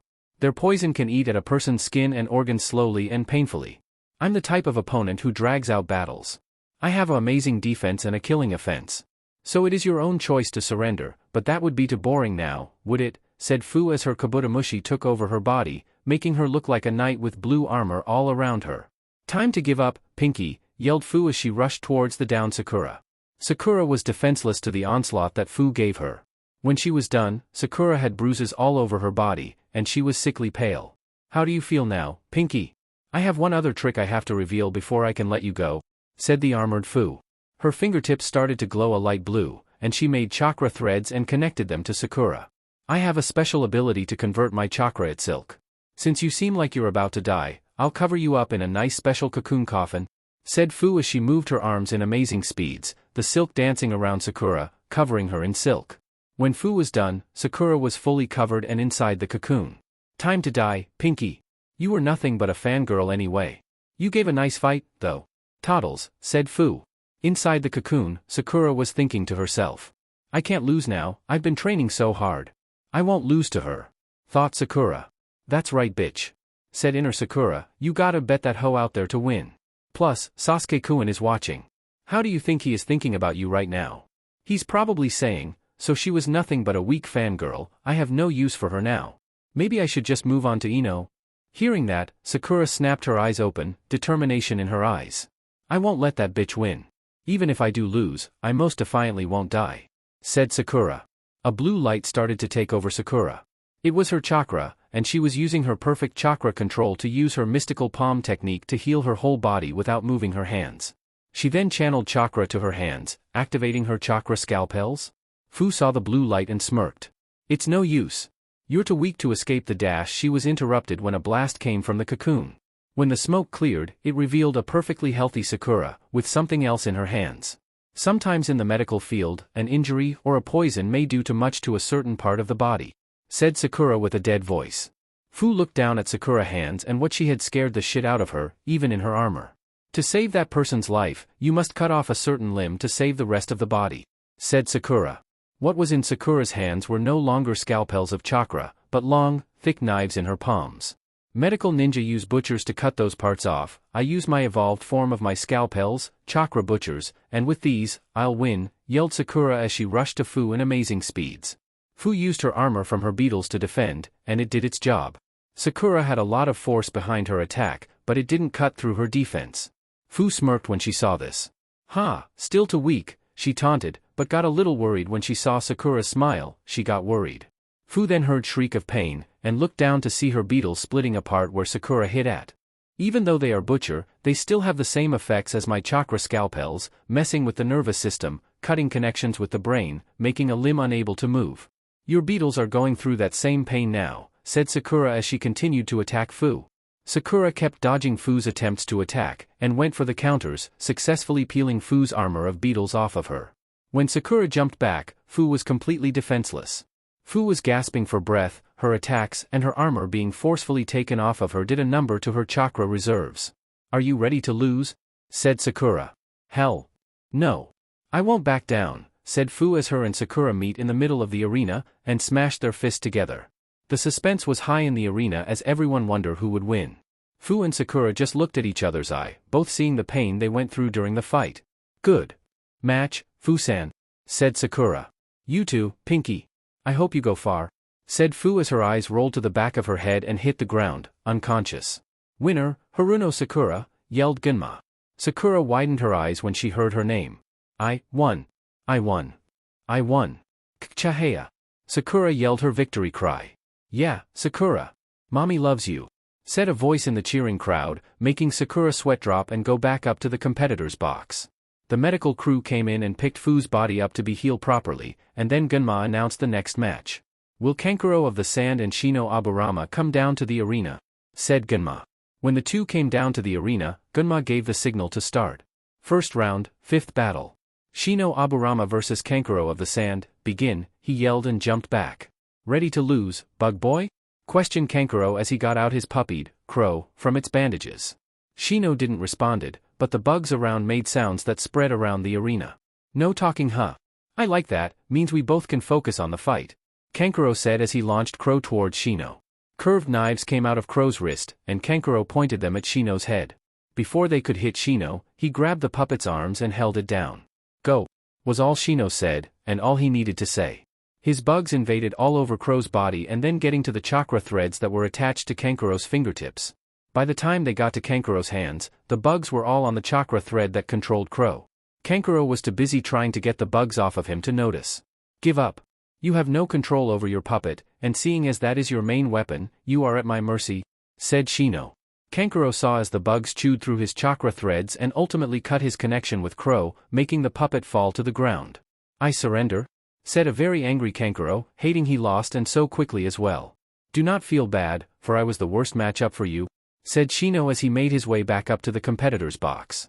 Winner, Shino Aburama, said Gunma. Will Menma Uzumaki Namikaze and Niji Hyuga come down to the arena? Menma was about to go down the stairs, but received a hug from behind him. Good luck, brother. Remember, you're doing this for yourself, not to Hinata. Focus only on the match, said Mito. Mito, are you okay from your match with Sasuke? Asked Menma. Yeah, I'm not in full health, but the medical team really knew what they were doing, so I'll be better by tomorrow, she said. But I'm here to make sure that you don't get distracted during your fight, said Mito. Don't worry, I'll be fine, just make sure you're good yourself before you want to check up on me, said Menma with a smile. The two shared a laugh and then Menma went towards the stairwell. Naruto was watching the scene with a blank look. He turned his head back down to the field with evil thoughts in mind. You better not lose this battle, brother, because if I do, when would I be able to kill you? Thought Naruto with a smirk on his face, his tail swaying dangerously at the thought of crushing Menma between them. Menma and Niji were now in the middle of the arena, staring each other down with their glares as strong as ever. Fate has decided for me to win, and you to lose. Why do you fight? I heard what happened between you and Hinata, even she doesn't believe that you will win against me, so why continue to prove that you can? Said Niji with a viciously cocky smirk. Menma just glared even more at the arrogant Hyuga. He wasn't going to be brought down with simple words. Even if she didn't, I won't lose to you because I made an oath to win, even if she doesn't believe it. No one will stop my journey to the top of this tournament, yelled Menma. While the two were exchanging words, Hinata herself, along with Kiba and Kurenai, were watching the match together. So he is still mad at you? Said Kurenai. Yeah, he hasn't talked to me ever since what happened in the hospital. I feel so bad, said a very sad Hinata. Well, you should, said Kiba with an angry look on his face. Menma cared for you, and when you say something like that, of course he would be mad. You're a nice girl, Hinata, but doing something like that is something you'll have to pay for, no matter who you are, said Kiba, his dog Akamaru barking in agreement. I know. I shall still cheer for Menma-kun. I must put the same faith in him as he did me, said Hinata, making Kurenai smile at her. Back down in the arena, Gunma was about to announce the start of the match. Are you two ready? Asked Gunma, getting a nod from the two ninjas. Gunma then looked towards the crowd. Round 1, Battle 6, Menma Uzumaki Namikaze vs Niji Hyuga shall now begin, he shouted and jumped back from the fighters. From the start, Menma made some Kage Bunshins, ran towards Niji test his taijutsu. The first two clones ran up with their fist held high, but Niji expertly dodged the two attacks and grabbed the two clones by their outstretched arms and threw them to the other clones, dispelling 4 of them. The smoke of the destroyed clones made the other 5 clones not able to see Niji anymore, but then Niji jumped out the smoke, surprising the clones and attacked them with quick jabs to the stomach, making them dispel as well. Niji then looked towards Menma. You're going to have to do better than simple clones to even touch me, said Niji with a smirk. Yeah, well, how about this then? Raitun, false darkness, yelled Menma and sent a large lightning bolt towards Niji. Niji just smirked at the attack that was quickly approaching him and used his best defensive technique. 8 trigrams, palm rotation, he said, and a chakra dome covered him as he spun around on the inside, effectively blocking Menma's technique. What is that? Said Menma. My heavenly rotation can block all attacks with the right amount of chakra. You shall not touch me during this whole fight, said Niji with a smirk. We'll see about that, said Menma and sent kunai all towards Niji. Niji, recognizing the weird-shaped kunai, he used his rotation to block them all again. I know how the Haration works. The 3-pronged kunai must be near me for you to actually teleport close to me, but if the kunai are far away from me, you will only be able to teleport places that are a safe distance from me. Your technique is useless against me, said Niji. Not yet, said Menma as he rushed towards Niji with his kunai in hand. Menma made a slash attempt with both his kunai, but Niji dodged both and attacked some of Menma's chakra points. He went for the kick, but Niji grabbed his leg and with one quick jab to his calf muscles, Menma screamed out in pain. Niji almost hit him again, only for Menma to disappear in a yellow flash towards one of his kunai stuck in the ground. Do you realize what is happening here? You can't win offensively and I also have the best defense between us two. How can you win? You should just quit here, there is no point in continuing this match, surrender, said Niji. Ain't no way I'm quitting now, I've things to do and people to face in this match. If you can stop me then I have no point in going for dream of becoming Hokage. I'll win and prove to you that I can change the Hyuga clan, said a confident Menma, but winced in pain as he stood up. Well, so far you aren't proving that you can beat me, said Niji. Shut up. I can beat you, plus I know your weakness, said Menma with a smile, making Niji scowl. So what, you can't do anything about that.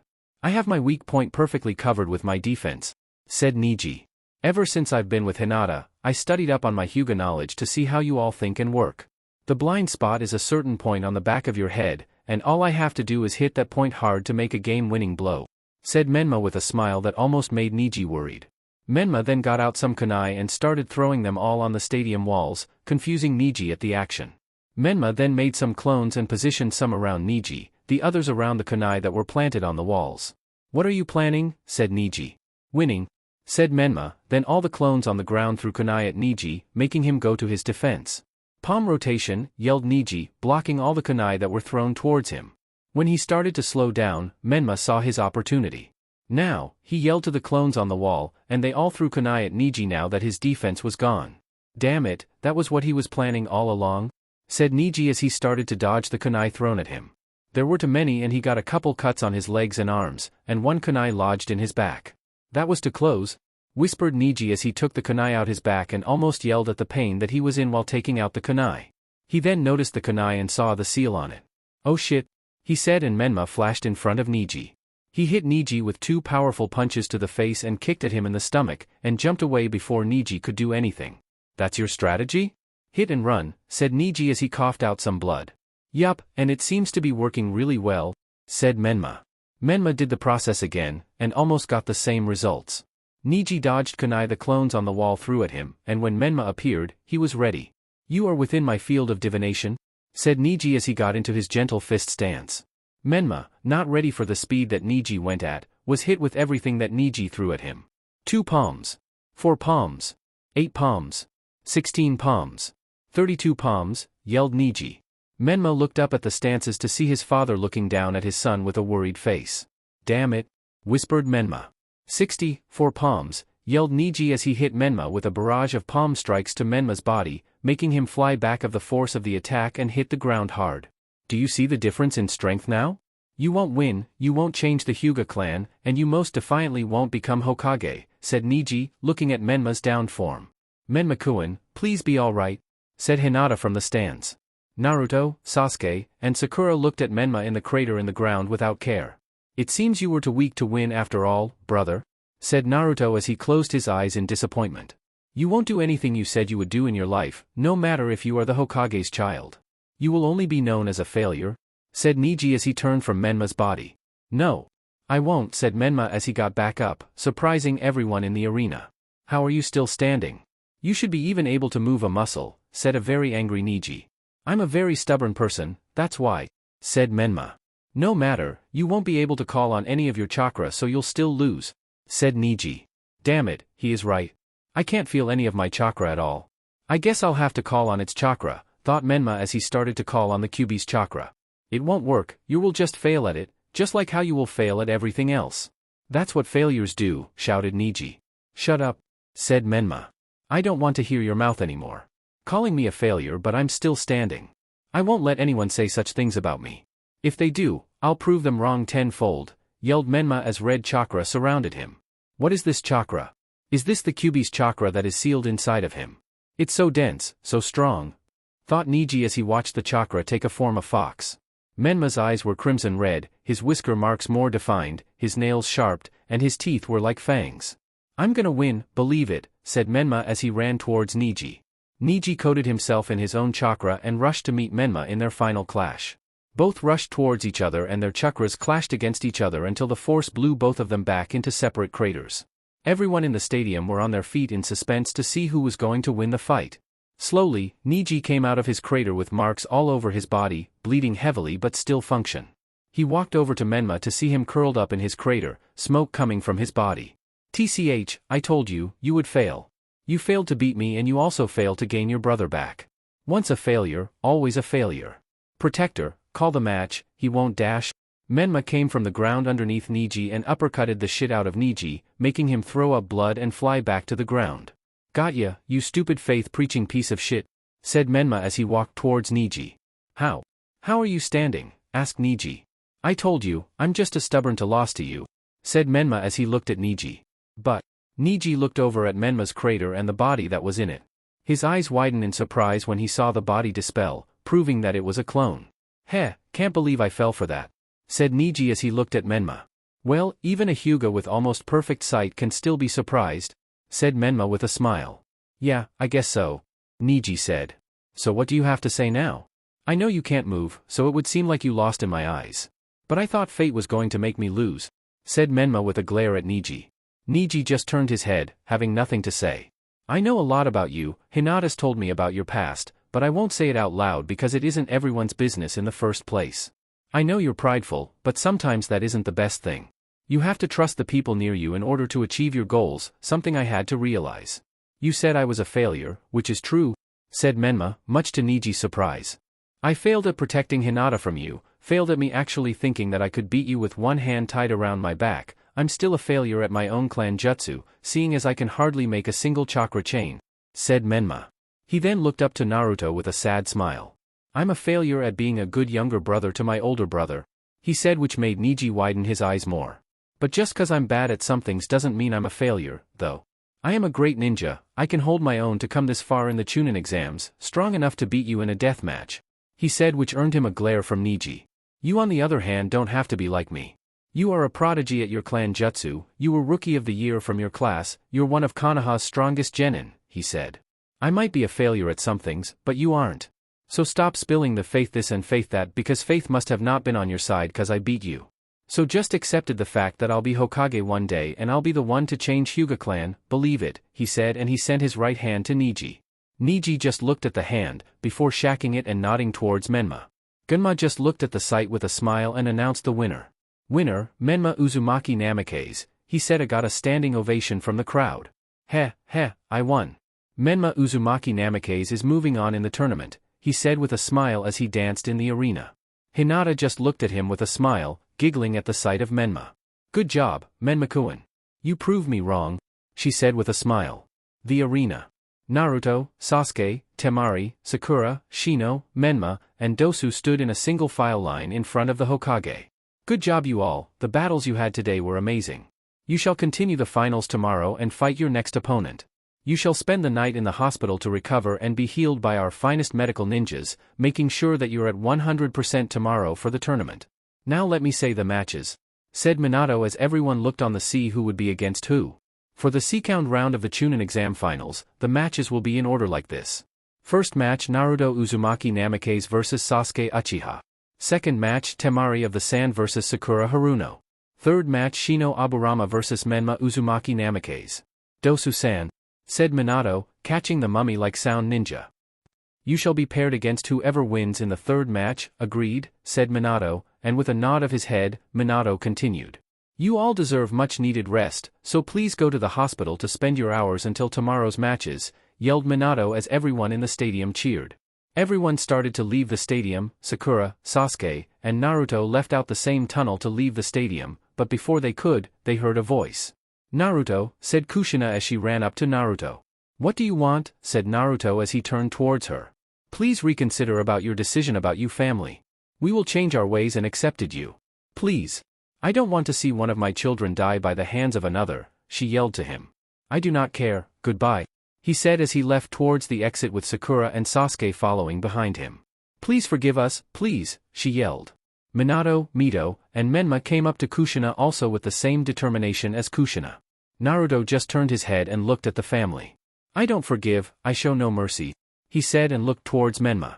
If I see you in the finals, you shall die by my hands, so be prepared, for these are your last days, he said and disappeared in a red flash. Sasuke and Sakura was shocked at what Naruto said to his family. What happened, was all Sakura said, and the family told the two what Naruto said. Konoha's forest. Naruto dug up a hole for him to sleep in. He wasn't going to go back to the Uzumaka's estate, not wanting to hear the bickering they would give him about forgiving them. Naruto quickly made a den big enough for him and his tails to fit in, and went to sleep and to his mindscape. Naruto walked into his and Kurama's mansion and walked up the stairs to the master bedroom. When he opened the door he saw Kurama in the bed waiting for him. Hello, Naruto-kun, she said as she got up and hugged him, which he returned. Kurama was happy that she finally had Naruto as hers. She loved him and finally he loved her back, even if she had to torture and brainwash him to do so.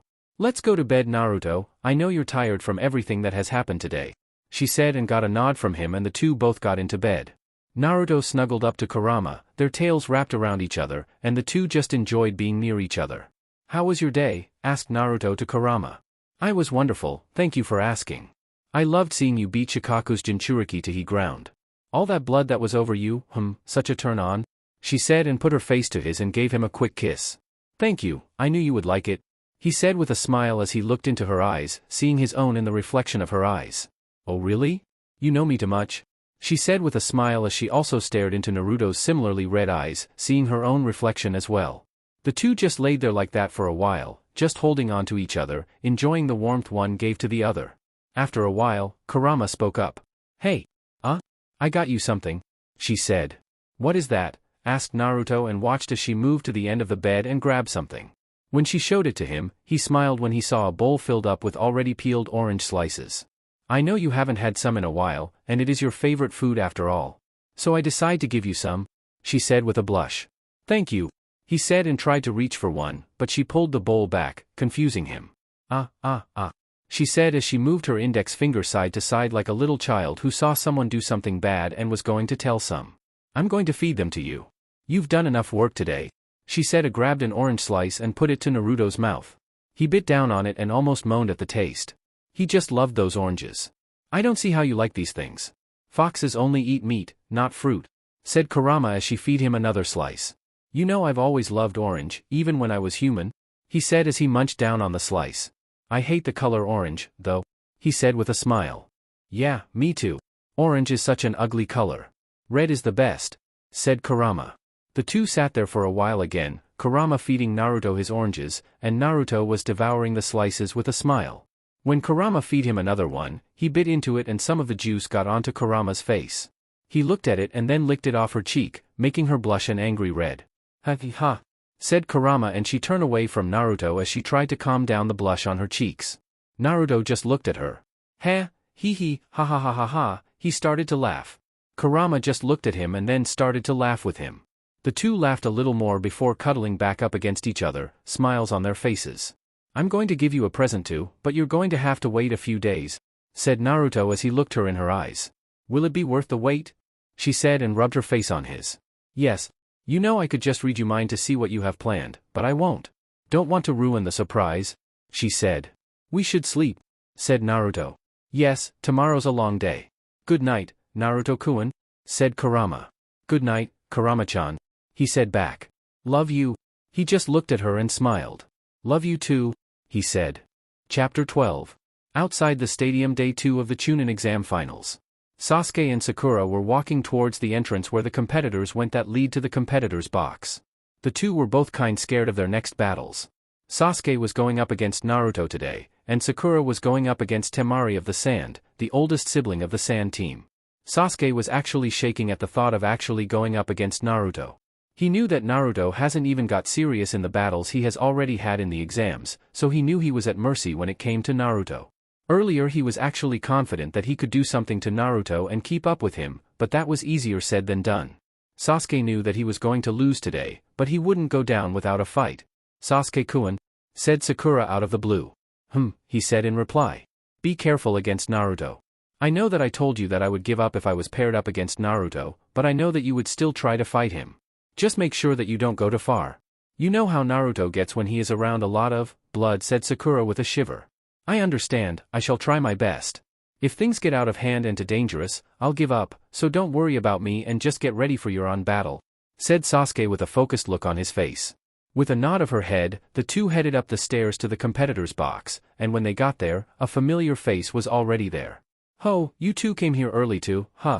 Said Dosu as he looked at the approaching Leaf Genin. Yes, we didn't want to run into the traffic if we came late, so we came early, said Sakura. Understood, said Dosu as he looked back down at the arena to see it was repaired from the damage from the battles yesterday. Sasuke took their spots next to Dosu and also looked at the incoming crowd of people that started to come in, trying to get good seats to see the battles that were about to happen. That reminds me, said Dosu as he looked back to the Genin. I forgot to ask for forgiveness for what happened in the forest between our two teams. I never got to talk to you about that, said Dosu as he bowed his head to the two. The two looked at Dosu with an almost confused look on their face. Sasuke was the one who spoke up. Yeah, it's alright. I should also say sorry for what I did to you all in the forest as well, said Sasuke. No need. My team was too arrogant and thought we were the strongest genin here. We need a reality check, said Dosu. Which reminds me, said Sakura as she jumped in the conversation, why are you even here, Dosu-san? Isn't your match tomorrow? Asked Sakura. Yes, it is, he said. But I would like to see my opponent more before I am ready to fight against them. The Bug Boy and the Royal Prick are strong, something I can't deny. I should take this opportunity and see how they fight. I have the most advantage in this tournament because I was placed high in the tournament without even fighting at all, and that I haven't reveled my skills hardly, wisely stated Dosu. The two understood Dosu's words and turned their heads to the doorway of the stairwell to see Shino coming up from the stairs. Good morning, he said to the genin, getting a nod from them all. Shino-san, do you feel confident about your matchup today? Said Sasuke. Yes, Menma-san is rash and loud, sometimes rushing into situations that he may not be able to get out of. But even that, he is unpredictable, so I must be on my guard at all times, said Shino. Sakura giggled a little at what Shino said. You know, you sound a lot like Naruto-kun, she said. But of course, said Naruto from behind the group, scarring them all, even Shino. True shinobi don't let their guard down, he said. Hello, Naruto-kun, said a slightly scared Sakura. Naruto just ignored Sakura and looked at Sasuke directly in the eye. His eyes started flashing a brighter crimson red, making Sasuke almost pee himself in fright. "Today's our battle, you shall die if you let up for one moment, for I shall not show any mercy," he said with a smirk at Sasuke. Sasuke sucked up a breath of air, putting his fright of Naruto behind him and gave Naruto a smirk as well. "I won't go easy at all, I know that you don't show mercy, but I shall surprise you today," he said. Naruto just shook his head with the smirk still on his face. "So confident for someone who knows that they shall lose?" he said and stood next to Sasuke and looked down at the stands of people that started to fill the stadium. The group stopped talking for a while, looking at the people. During this time, Temari also came in, not saying a word to any and just joined them. It was quiet for a while, but then the Hokage's son had to ruin it. "Hey everyone! How's it going?" he said with a smile. "Be quiet," said Naruto with a glare centered at Menma. "I don't want to hear your loud mouth right now," he finished. Menma shut his mouth and leaned back on the railings, taking his last moments before his battle and started to meditate to calm his nerves. A little while later, Gunma came down to start the matches.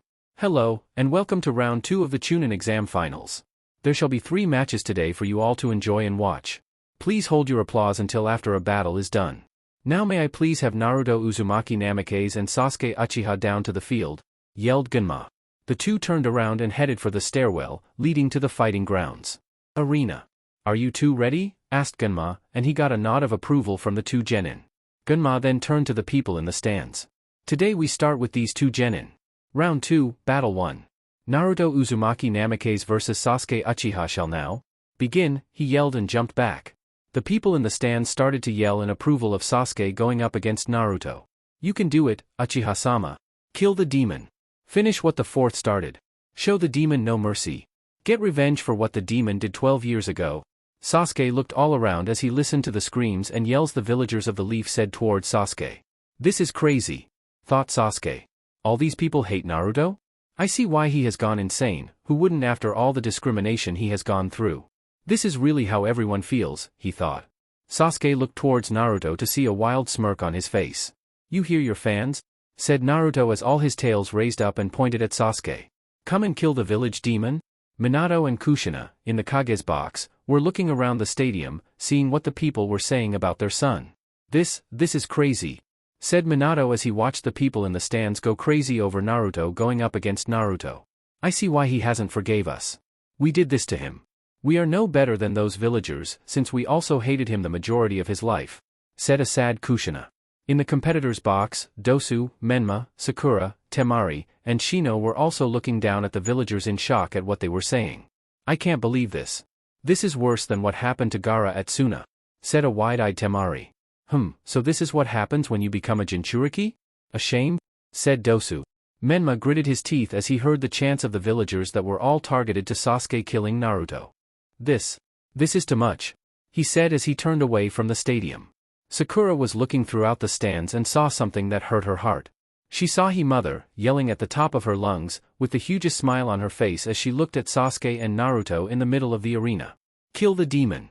You can do it," said Sakura's mother. "Mother," whispered Sakura as she saw her mother participate with the crowd.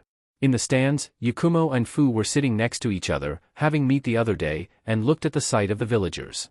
"I know he was hated, but this is just too much," said Yakumo, Ito shaking her head. "I also in Yakumo's mind. This is worse than what happens to me back in Taki," said Fu. Mito just looked at the sight of the people jumping around, acting like fools at the fact that Sasuke was going up against Naruto. Sasuke looked towards Naruto and turned on his Sharingan. 3 totems were in his eyes around his pupil. He brought out his lightning swords from their storage seal and pointed them at Naruto. "I don't care what they say. I know I shall lose, but I won't go down without a fight. Get ready, Naruto, for I am coming at with everything I have," said Sasuke. "Good," said Naruto, putting on his claws that still had stains of Gaara's blood from the battle yesterday. "Time to get some more blood on my claws," he said. The two started at each for a while, before rushing at each other. Sasuke went for the slash to Naruto left side, but Naruto parried it with his claw. He jumped up over Naruto, his one sword caught in Naruto's claw, and pointed the other sword to the sky. "Lightning burial, banquet of lightning," he yelled and lightning fell from the sky and was quickly approaching. Naruto just looked at the technique with a smile. "Futon, tamed winds," he said and split the lightning in half, cancelling out the jutsu. Naruto then caught Sasuke with his tails, adding pressure to them, crushing Sasuke. "Die!" said Naruto, and added enough pressure to kill Sasuke, but Sasuke turned into a log, the log taking the pressure and breaking into twigs. Naruto turned his head to see Sasuke going through hand signs. Katon, Phoenix Flower Technique, he yelled and sent small fireballs towards Naruto. Naruto used his tails to slap the fireballs away. Not enough, Uchiha, said Naruto. Sasuke grit his teeth, and then threw some smoke bombs down on the ground, making a purple smoke take over the field. Naruto closed his eyes and waited for Sasuke. You know that I can feel the wind. It talks to me, and I can understand what it says. You can't hide from me nowhere in this arena, said Naruto as he caught Sasuke from behind with his tails, not even turning his head to see where Sasuke was. Shit, said Sasuke as he struggled to get out the tails. Naruto then threw Sasuke up in the air, making Sasuke leave the smoke cloud and in the air. Sasuke smirked and started to make hand signs, but saw a kunai heading his way. He moved his body to dodge the kunai in air, but then saw a kanji for the word 9 on it. There was a red flash, and Naruto was right in front of Sasuke. Sasuke, getting out of his shock, grabbed his swords and went in for the left slash, while him and Naruto were descending back down to the ground. Naruto met Sasuke slash with his right claw, making sparks fly from the metal clashing. Naruto kicked at Sasuke, only for him to use his leg to block it and go for a punch, but one of Naruto's tails caught it. The two kept trading blows until they were really getting close to the ground. Naruto moved his legs right in front of Sasuke's stomach, and pushed off of him, making him rocket towards the ground. Sasuke took the full force of the blow and flew to the wall of the stadium, his back hitting the wall making blood come out his mouth and then hit the ground. He's too fast. Even with the Sharingan on, he still is too fast. Those tails of his are also catching a lot of my attacks when his arms and legs are occupied.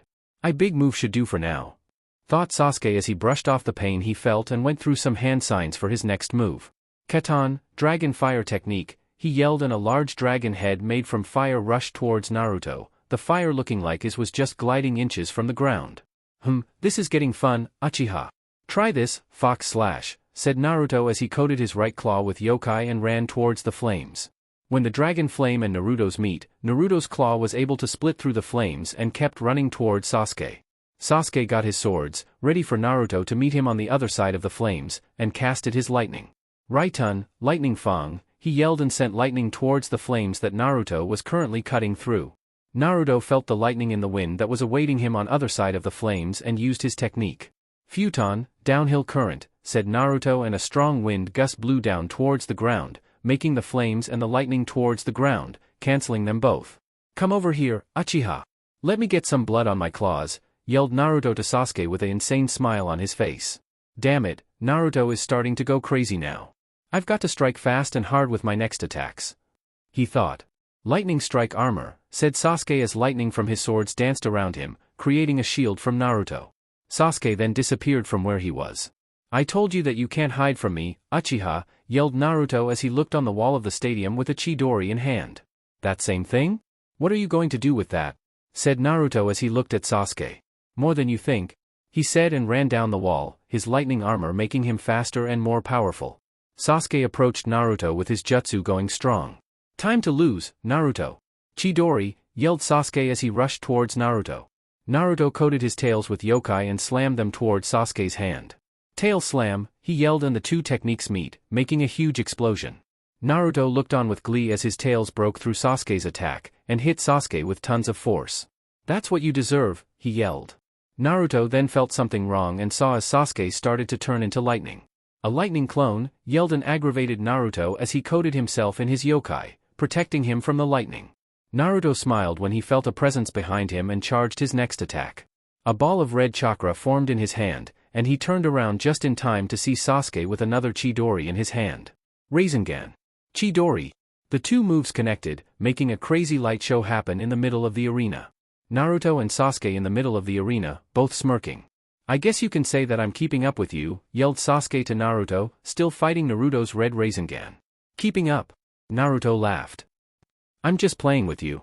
If I went serious you would be dead by now, Uchiha, said Naruto as he broke through the Chidori and blasted Sasuke with the Rasengan, making Sasuke spin around in a circle and fly back to the stadium wall. TCH, you disappoint me, Uchiha. I thought you would last longer than that, said Naruto. I'm still standing, said voice from another area, shocking Naruto. He looked at the Sasuke in the wall and saw it also turn into lightning that was coming towards him. He turned the other way and saw a perfectly healthy Sasuke with another Chidori in his hand, and it was on the ground. Chidori current, he yelled and sent lightning towards Naruto. Naruto smiled and used his next technique. Futon, uncontrollable wind blast, he said, and wind started to circle Naruto, before going in every direction, destroying the ground and the trees that were planted in the arena. A large cloud of smoke and dirt appeared, covering the whole arena, making people stand on the edge of their seats to see what was going on. When it cleared, it revealed that Naruto was in the middle of what once was an arena. The ground was brought up, rocks were everywhere, and dirt was still flying around. The one thing that what Naruto was focused on wasn't there. Where is he? Naruto said to himself. Up here, Naruto. Naruto looked up to see Sasuke high in the sky, his swords in front of him with lightning dancing around them. How in the world did he get up there? Said Naruto as he watched Sasuke in the air. This is the last move that I have for you, Naruto, but it will decide this match to my favor, he yelled as he started to fall down to the ground. Naruto watched with curiosity as Sasuke gained a lot of lightning that danced around him and his swords. He then threw his swords down at the ground with amazing speeds. Naruto jumped back some as the swords lodged themselves down into the ground, lightning still on the swords. Sasuke started form hand signs, and when he finished he pointed his hands at the sky. Raitun, Thundergate, he yelled, and many large lightning bolts came from the sky and headed towards Naruto. Naruto looked at his sight and smiled at the deadly move. You really have gotten strong, he said, and then put his hands up towards the attack. But you should know that I shall always be the greatest, he said, and started to gather quickly around Naruto. Sasuke's technique was deadly close to Naruto, but he was ready. Futon, set a calm Naruto, wind break, he said. And what happened shocked everyone in the arena. The lightning was about to strike Naruto down, but when it was right on top of him, the lightning just stopped. What? Yelled a very tired Sasuke as he watched his lightning just sit there. I must say, said Naruto, unable to see Sasuke as the lightning blast was blocking his sight, this is a very deadly technique. I would kill even the most talented ninjas. But you should know by now that I am more than just talented, said Naruto. He then gained a crazy smile that took place on his face, his eyes flashing crimson. I am a demon. Tamed winds, he yelled. Sasuke watched as an invisible blade of wind right through the lightning attack, and saw Naruto down at the bottom of the arena. Game over, said Naruto as he jumped through the spilt lightning and right towards Sasuke. Sasuke was too tired as Naruto got his claw ready and slashed at Sasuke, Naruto still flying upwards as blood erupted from Sasuke's body. Sasuke looked wide-eyed at Naruto, as he turned his head to see his work. Sorry Uchiha, said Naruto, I just had to do it, he said. Sasuke fell down between the split lightning until he hit the ground with a thud.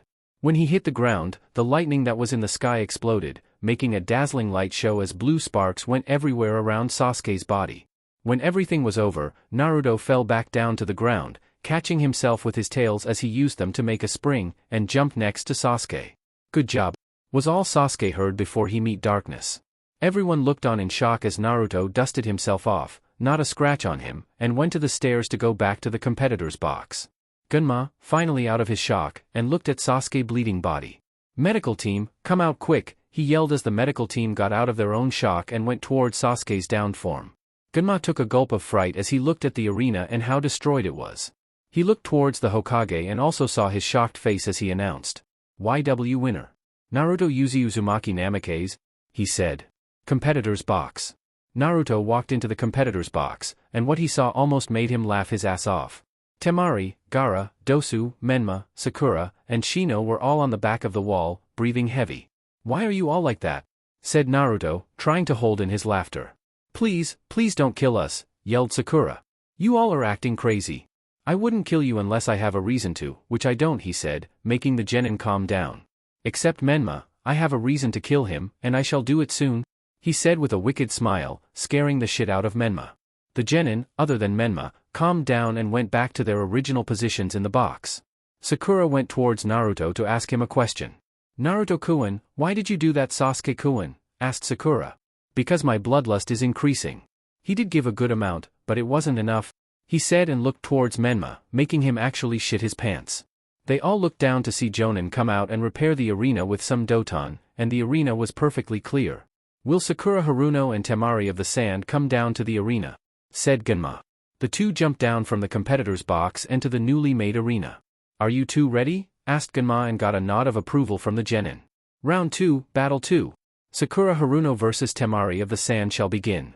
Now, he yelled and jumped back from the genin. Get ready, little girl.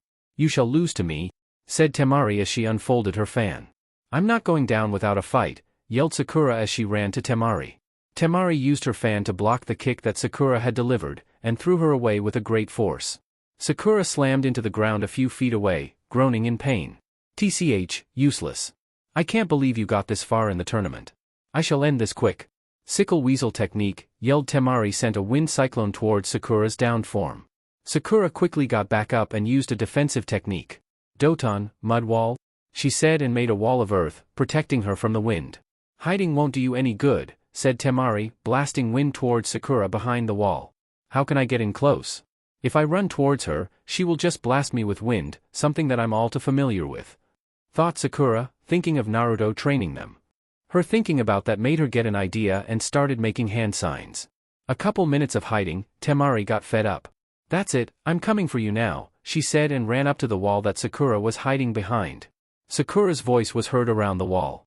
Doton, mud walls, she yelled, and walls were made and surrounding Temari on the inside. What are you planning? Said Temari as she readied her fan to attack. Sakura then appeared from the wall that was facing Temari's back and threw some kunai with explosive notes on them and went back behind the wall. Temari, quickly sensing something behind her, turned around and blew the kunai away. The kunai exploded from the contact of the wind and created a smoke cloud. Temari looked around, trying to see where Sakura would appear from, but never noticed the ground breaking up beneath her. Sakura appeared right underneath Temari and grabbed her ankles. What are you doing? Temari couldn't finish her statement as she fell to the ground, not being able to feel her feet. Heh, got you now, said Sakura with a smirk as she got out the ground, showing her hands were covered in her chakra. Damn it, you used your chakra scalpels to mess with my nerves, didn't you? She said with a snarl. Yup, now surrender? Said Sakura as she pointed her glowing hands at Temari's face. Temari just smirked and leaned back, moving her arms, and blasted Sakura right in the chest with her fan, blasting her back towards her walls. Temari then opened her fan and yelled Futon, wing cutter technique, and blades of wind cut down Sakura's mud walls. Now you can't hide behind those meddlesome walls you made, she said with a smirk. Sakura got up from the ground, still shaking from the blow she took. You can't have as much chakra since you made that many walls, and seeing you took that blow head on means you're on your last legs, said Temari from the ground. Sakura just looked at her with a pained smile. You say I'm on my last legs, but you can't even stand on your own 2 feet, said Sakura, making Temari mad. Shut up, yelled Temari. She then saw Sakura coat her hand in a green chakra and put her hand towards her stomach. Oh no you don't, sickle weasel technique, she yelled from the ground and blew a cyclone of wind towards Sakura. Sakura was risen from the ground, too tired to dodge the move, and was sliced up from the attack. When it was over, she fell down to the ground, unconscious. Winner, Temari of the Sand, yelled Gunma, as he helped Temari up from the ground and sent her to the medical team. The medical team left with Temari and Sakura, and Gunma called the challengers for the last match of the day. Will Menma Uzumaki Namikaze and Shino Aburama come down to the field? Said Gunma. The two proceed to the middle of the field, ready to fight. Are you two ready? Asked Gunma, getting a nod from the genin. He continued. Round 2, Battle 3. Menma Namikaze Uzumaki and Shino Aburama shall now begin, he yelled and jumped back from the genin. Let's go, Shino, said a pumped Menma. Let it be a good match, said Shino as bugs came from his body and surrounded him. Let's start this off with some kunai, said Menma as he threw some 3-pronged kunai towards Shino. Insect jar technique, said Shino, and his insects circled around him, making a protective dome around him. The kunai bounced right off of the dome. Argurg. Not this again, said Menma, grabbing a handful of hair in anger. Why does everyone I go up against have some kind of defense? Shouted Menma. The bugs stopped spinning around Shino and he looked at Menma with an unreadable face. Shit, looks like I'm going to have to take a different approach, said Menma with smirk. Yes, unlike Niji, who cuts off chakra, my bugs eats chakra, making me hard opponent. It would be wise to be wary of me, said Shino. He then sent out his bugs towards Menma, making him go through hand signs. Ration, electromagnetic murder, yelled Menma and made a wave of electricity towards the approaching bugs. Shino's bugs had to move away from the electricity that would shock them alive. The bugs went back towards Shino. Looks like this may be a standoff, said Menma with a smirk. Your bugs can't get close to me and I can't get close to your bugs. Maybe, said Sino. But I can still approach you. And he ran up to Menma. Menma grabbed some kunai to defend against Shino, but when Shino went in to punch, he fell apart into bugs. A clone? Then where is the real dash? Menma then felt something push him from behind and he fell into the bugs that made up the insect clone. I told you to be wary of me, said Shino as he watched Menma struggle with his bugs. While they were eating his chakra, Menma vanished in a yellow flash. Shino looked up to see that Menma appeared to one of the kunai that he threw earlier at Shino. Damn bugs, said Menma as he brushed off the remaining bugs on him. Good getaway, said Shino, but I can still hide myself at the last moment. This Shino you're looking at right now is also a clone. The real one is hiding among the trees, said the clone Shino. Menma looked at the trees and didn't see Shino, meaning he was well hidden. Alright then, looks like I'll just attack there. Right-un, false darkness, and he sent a lightning shot towards the trees.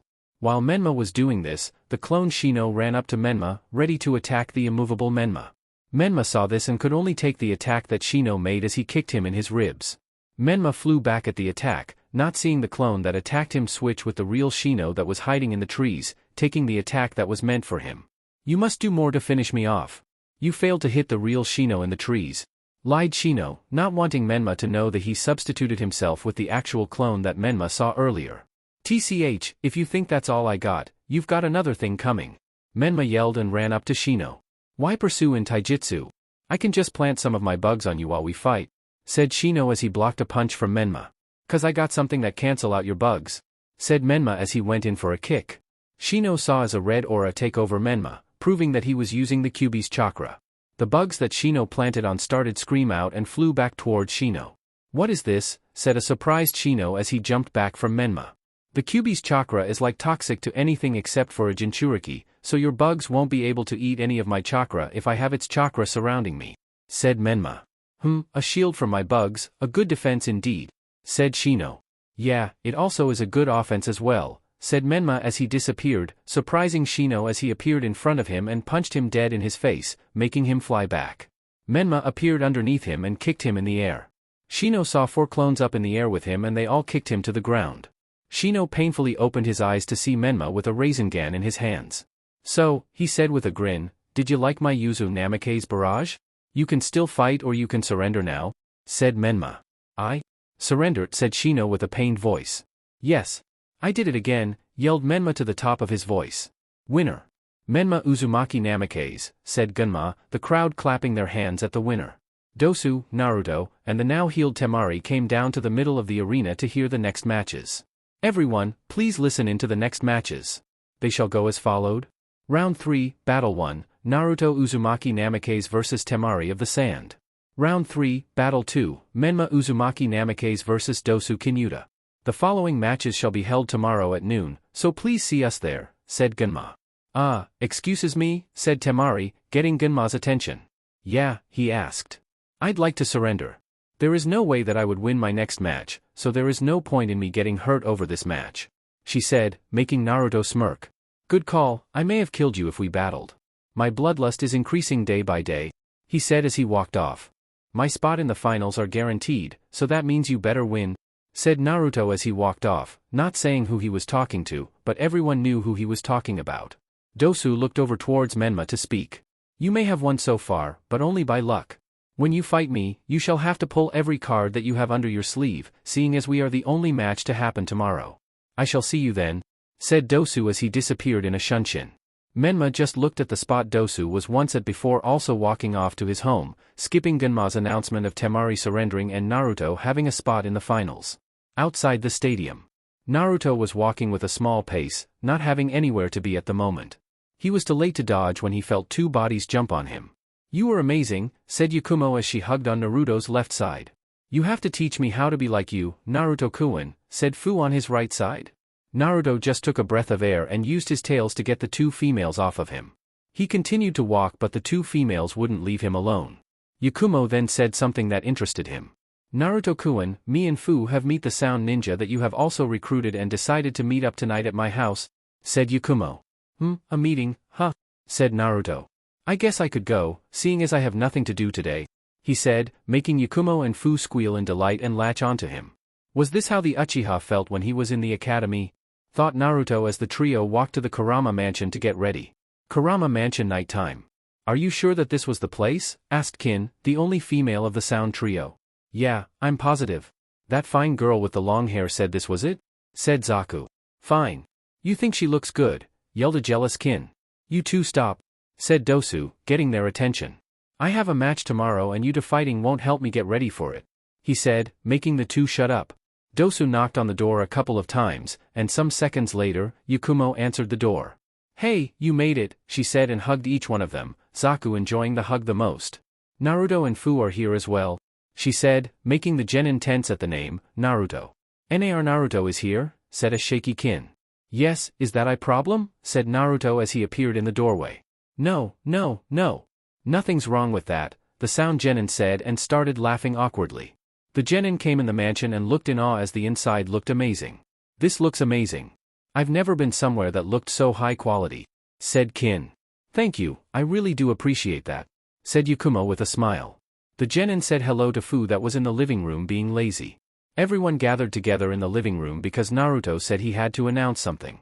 Alright, as you know, the invasion shall happen the day after tomorrow, he said. In the midst of the invasion, we shall come together and I shall take you to Wave, said Naruto. Where should we meet up at? Asked Dosu. Away from praying eyes. Probably the forest outside of Konoha, said Naruto. We must be careful. Suna and Oto ninja forces shall be positioned outside the walls as well, said Kin. I'll handle them. I won't let anyone know that you all are leaving your villages. You all will disappear, so your villages would think that you were killed in the invasion, which is our cover-up, said Naruto, and everyone else nodding to his plan. What about the Uchiha and the pink-haired girl? Asked Zaku. What about them? Said Naruto. Well, it seems that you have gotten really close to them. You even trained them, making them some powerful ninjas as I saw during the tournament. Wouldn't you want to bring them with us? Asked Zaku. You make a good point, but it won't work, said Naruto. Those two are too loyal to Konoha, so trying to bring them with us won't happen. Alright, so when the invasion happens, head directly outside Konoha and wait for you to take us to Wave, said Fu, repeating Naruto's plan. Exactly, said Naruto. We should have a toast, said Yakumo as she raised her glass of soda. A toast? With soda? That's a lame toast, said Zaku. Yeah, but this is the start to our freedom. We should toast to that, explained Yakumo. Everyone raised their glasses, except Naruto. Come on, Naruto-kun. Join in, said Yakumo. What is a toast? Asked Naruto. You don't know what a toast is? Kin said, not believing what she heard. Naruto doesn't know too much about things people do, since he was locked up for 2 years with nobody to talk to, said a sad Yakumo, making Kin feel bad that she said something. Naruto-kun, said Fu, a toast is when a group raise their glasses together when they agree on something. Usually it is done with alcohol, but soda will have to do in this situation. Naruto then raised his soda with everyone else, and Fu led them in the toast. To freedom, she said. To freedom, everyone else said, except for Naruto, not knowing they were supposed to repeat what Fu said. They all drained their sodas and continued to talk all throughout the night. Naruto then asked Yakumo if he could stay in one of the guest room, which she said yes to. Naruto then proceeded to go to his room to sleep. Next day. Inside the stadium. Today we shall hold the battles for round 3 of the Chunin exam finals, said Gunma to the roaring crowd. Since Temari of the Sand surrendered her match, this match will determine who shall fight Naruto Uzumaki Namikaze, he said, making most of the crowd yell in disgust of the demon making it to the finals. Gunma then turned to the two genin that were about to fight. Are you two ready? He asked, and getting a nod from both, he announced the start of the fight. Round 3, Battle 2. Menma Uzumaki Namikaze vs Dosu Kinyuta shall now begin. Now, he yelled and jumped back from the genin. This one is going to be easy, said Menma as he got out one of his 3-pronged kunai. If you think that I am some pushover, then you have another thing coming for you, said Dosu as he raised his sleeves up. The two started at each other for a while before charging at each other, meeting in the middle of the arena. Dosu caught Menma's hand that had his kunai and Menma caught Dosu's punch with his other hand. You won't get far like that, said Menma, but Dosu ignored him over his technique. Sound blast, yelled Dosu and Menma was blasted back from Dosu. Like I care for your arrogant comments about how I fight. I could have ended it there, but I want you to learn that you are still weak, said Dosu. TCH, you'll see.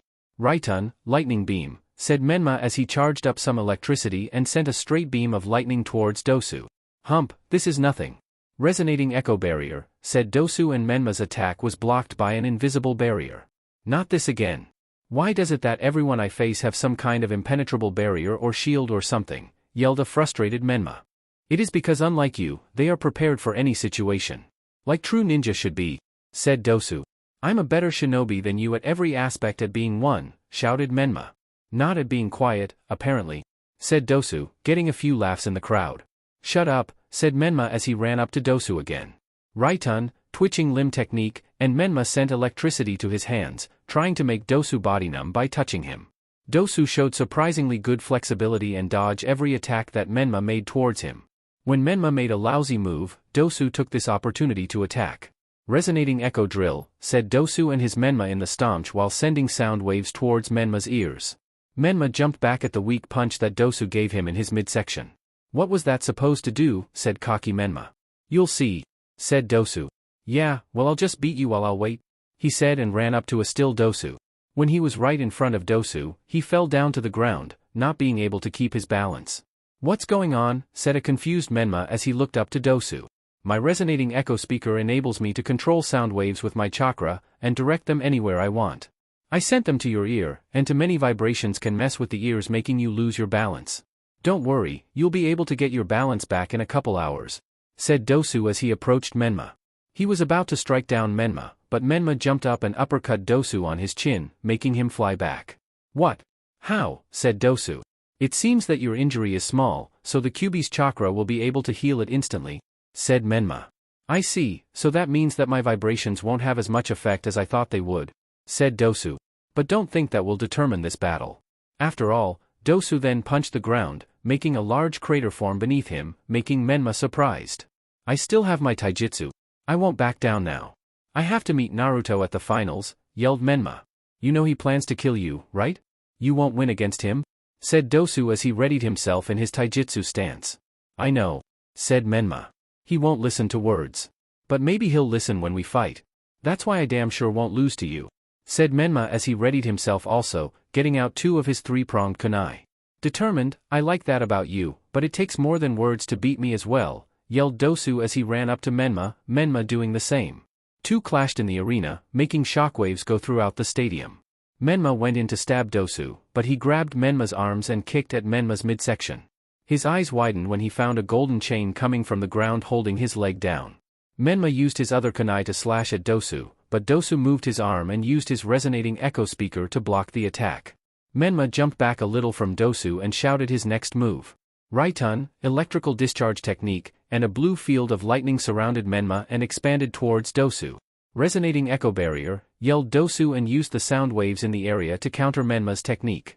The 2 barriers clashed against each other, making sparks and dust fly everywhere until there was an explosion in between the 2 genin, making them fly back. Menma hit the stadium wall while Dosu tumbled on the ground and hit his side on one of the trees in the arena. Menma got from the stadium wall and went through some hand signs. Right-on, lightning beam, and he shot a beam of lightning towards Dosu, who was just getting up from the ground and went through some hand signs of his own.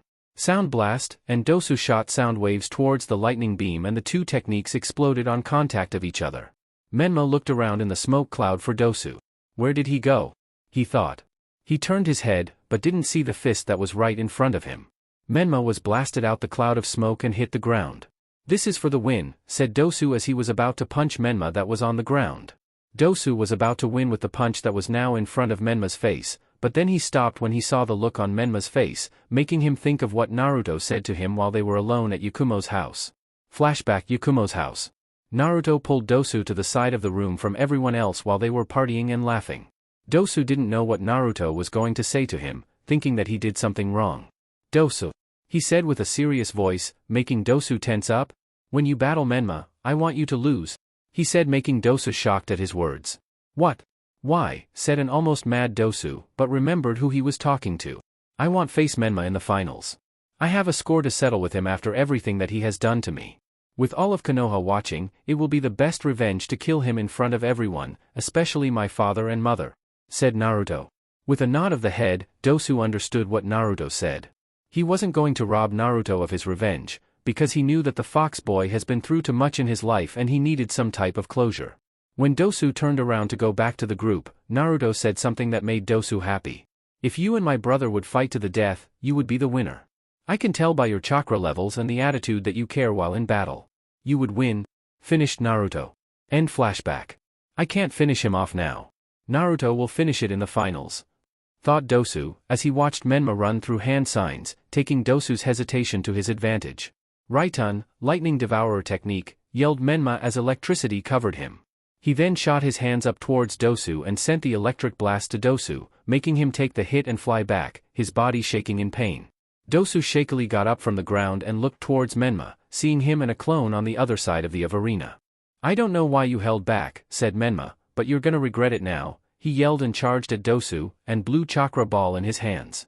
Rasengan, he yelled and hit Dosu dead in the middle of his stomach.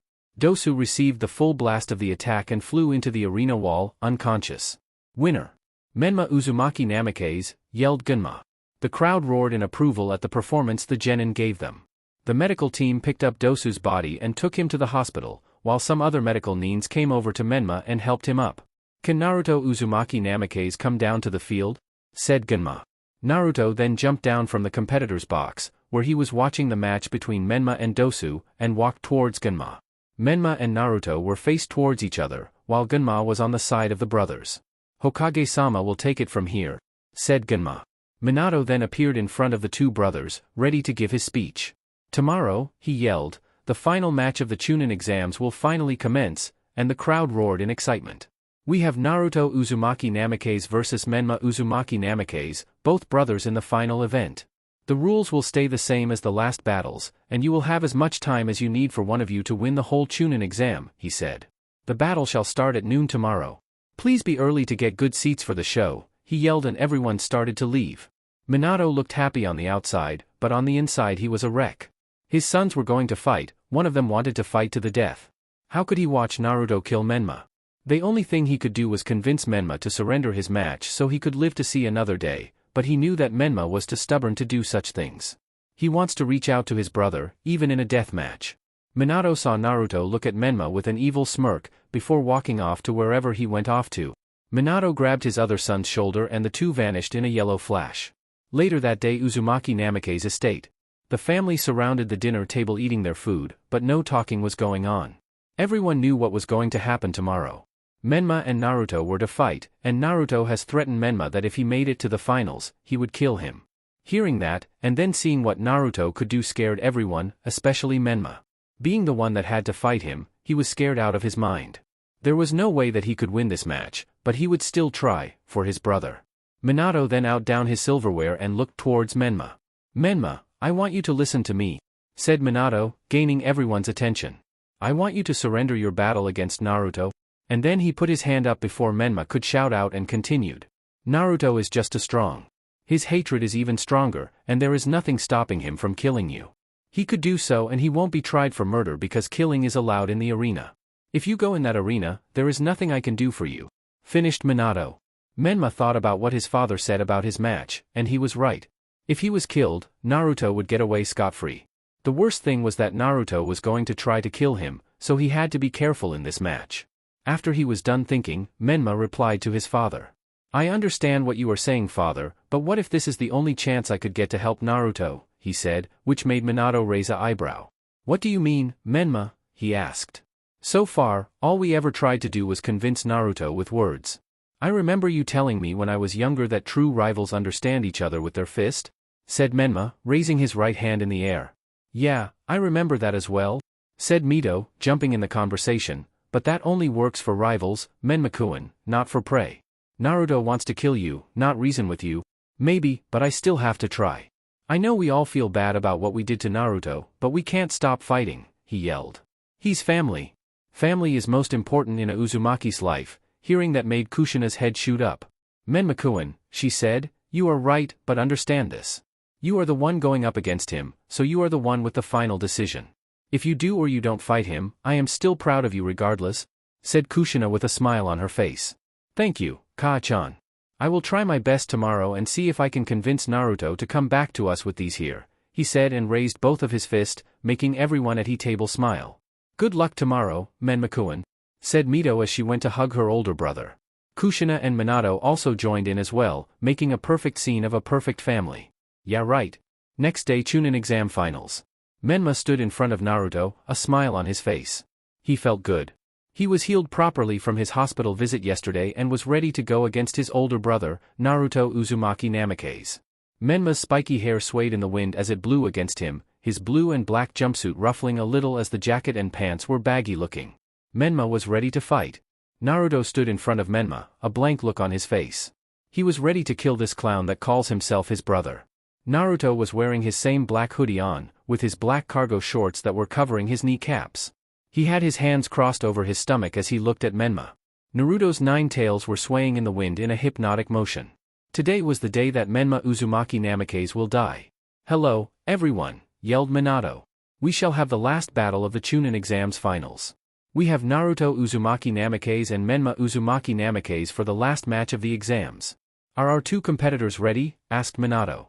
The Rookie 9, guys team, the Sound Trio, the Sand siblings, Fu and Yakumo, all of the Chunin, the Jonin, the civilians, rich people from outside of Konoha, the ANBU that were on guard duty during the exams, the clans of Konoha, the secretly hidden Orochimaru and Kabuto, some hidden Sound and Sand ninjas, everyone watched in anticipation as the 2 contenders nodded their heads towards Minato, signifying that they were ready to begin.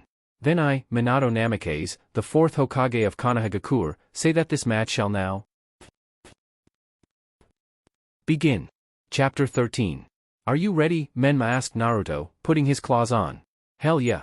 Let's do this," he said and ran up to Naruto, who wasn't even worried about him and was looking at his claws. Menma went in for a punch, but one of Naruto's tails caught the punch. Menma went for a fury of combos, but were all blocked by Naruto's tails. Naruto wrapped one of his tails around Menma's leg and lifted him upside down. "So what was this about you trying to make me forgive my family?" asked Naruto. "Yeah. Words won't reach you, so I'm going to try to use my fist to stop you," said Menma, still upside down. "You do understand that you can't win against me? I am too strong. You are just a genin, and I am one as well, but you are of at least mid-Chunin level. I am past Hokage level. There is no one inside this village right now that can beat me, so why fight?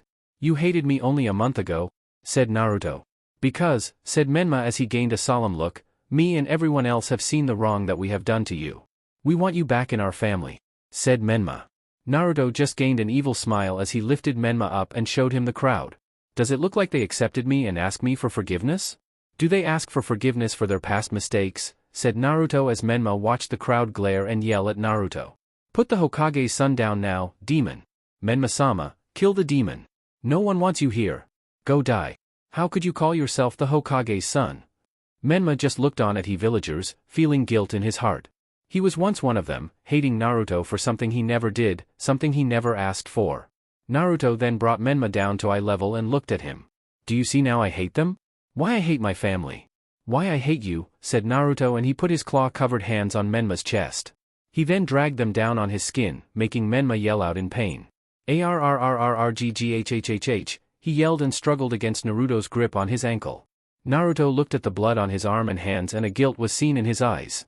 Finally. "I never thought that, feeling his blood out of all people. I want more," he thought. Menma substituted himself with a log and appeared on the other side of the arena, the top of his jumpsuit tore up from Naruto's claws. "Gah! It hurts," he yelled and put his hands on his stomach. He looked up to Naruto and saw his insane smile on his face, making him scared shitless. "You don't know how long I wanted to do that. Those battles we would have when the academy teacher would pair us up against each other when your grades weren't at the top. All I could do was dodge so I wouldn't reveal my true power," he said as he started doing hand signs. "All those times. All the hatred. The pain. This is what it has made in front of you today," yelled Naruto as red chakra surrounded him. Naruto took off his hoodie and his red shirt he had underneath it and revealed his abs, and something else on Naruto's skin. "Are those seals?" asked Menma. "Yes, and they are there for a reason," yelled Naruto as the red chakra swirled around him. He then stopped his hand signs at a familiar gesture. "Yokai seals.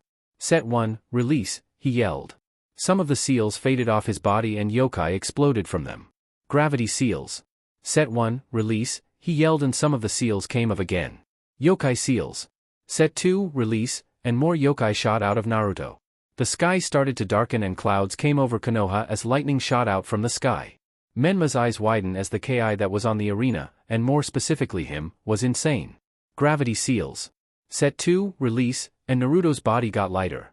His tails started to move around faster as the gravity set on them was lighted. "Are you ready, Menma?" "'Cause after this, you're dead," said Naruto and concentrated more of his yokai to his last seals on his body. Yokai seals. Set 3. Release. He yelled and yokai exploded everywhere.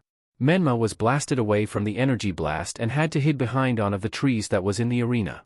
Minato, in the Kage box, looked on as he saw his son let out an explosion of yokai throughout the whole arena. The glass that protected the two Kages inside the Kage box were all right from the debris, but he wasn't so sure about the people in the stands. "Hokage-san," said the Kazekage, or the hidden Orochimaru, "that is your boy down there, right?" "Yes," was all he said. "Well, why is there yokai coming from him and not actual, human, chakra?" asked Orochimaru.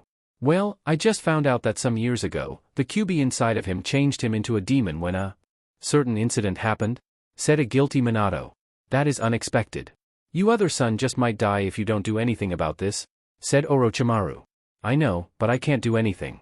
Showing favoritism over my son than the other competitors will cause chaos," said Minato, seeing the smoke clear. Naruto was seen with a red hue of yokai around him, and his tail swaying dangerously. He showed his teeth to Menma, who was just now getting up. Dirt was all over Menma as he looked onwards towards Naruto. "It's time, brother," yelled Naruto as he charged towards Menma.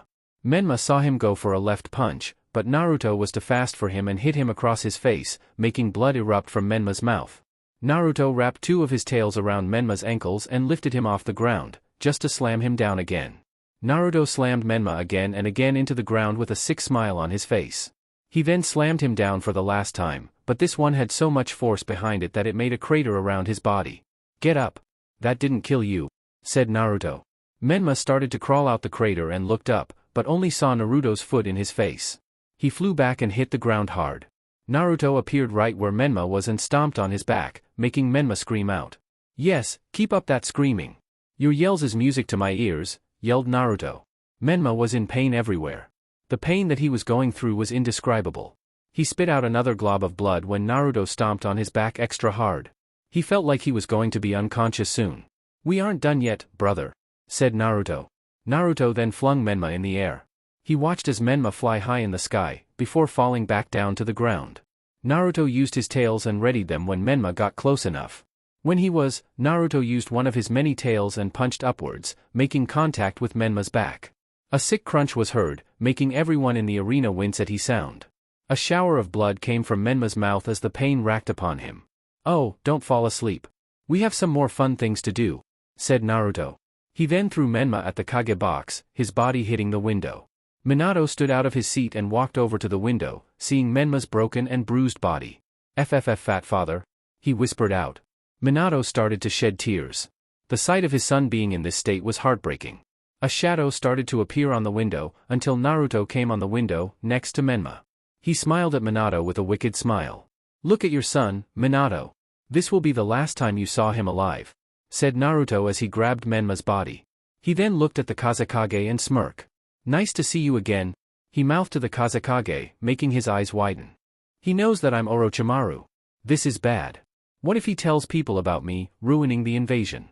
thought a scared Orochimaru. Naruto descended to the ground with Menma in hand. He threw him to the ground and walked towards him. "So this is what the great Menma Uzumaki Namikaze is reduced to? Pathetic," said Naruto. He then put his claws on Menma's arms and raked them downwards, making long gashes on Menma's arms. "G-A-H-H-H-H-H-H-H-H-H-H," he yelled out in pain. Naruto looked over towards Gunma, who was shaking all over at the sight of Naruto looking at him. "Call the match," said Naruto. Gunma shook his head and turned to the crowd. "WWWWW win winner. Naruto Yu Uzumaki Namikaze," said Gunma. "Good, it's official now. I have beaten you. Now, let's get to the real reason I'm here," said Naruto. He then slapped Gunma away from him, making some people gasp.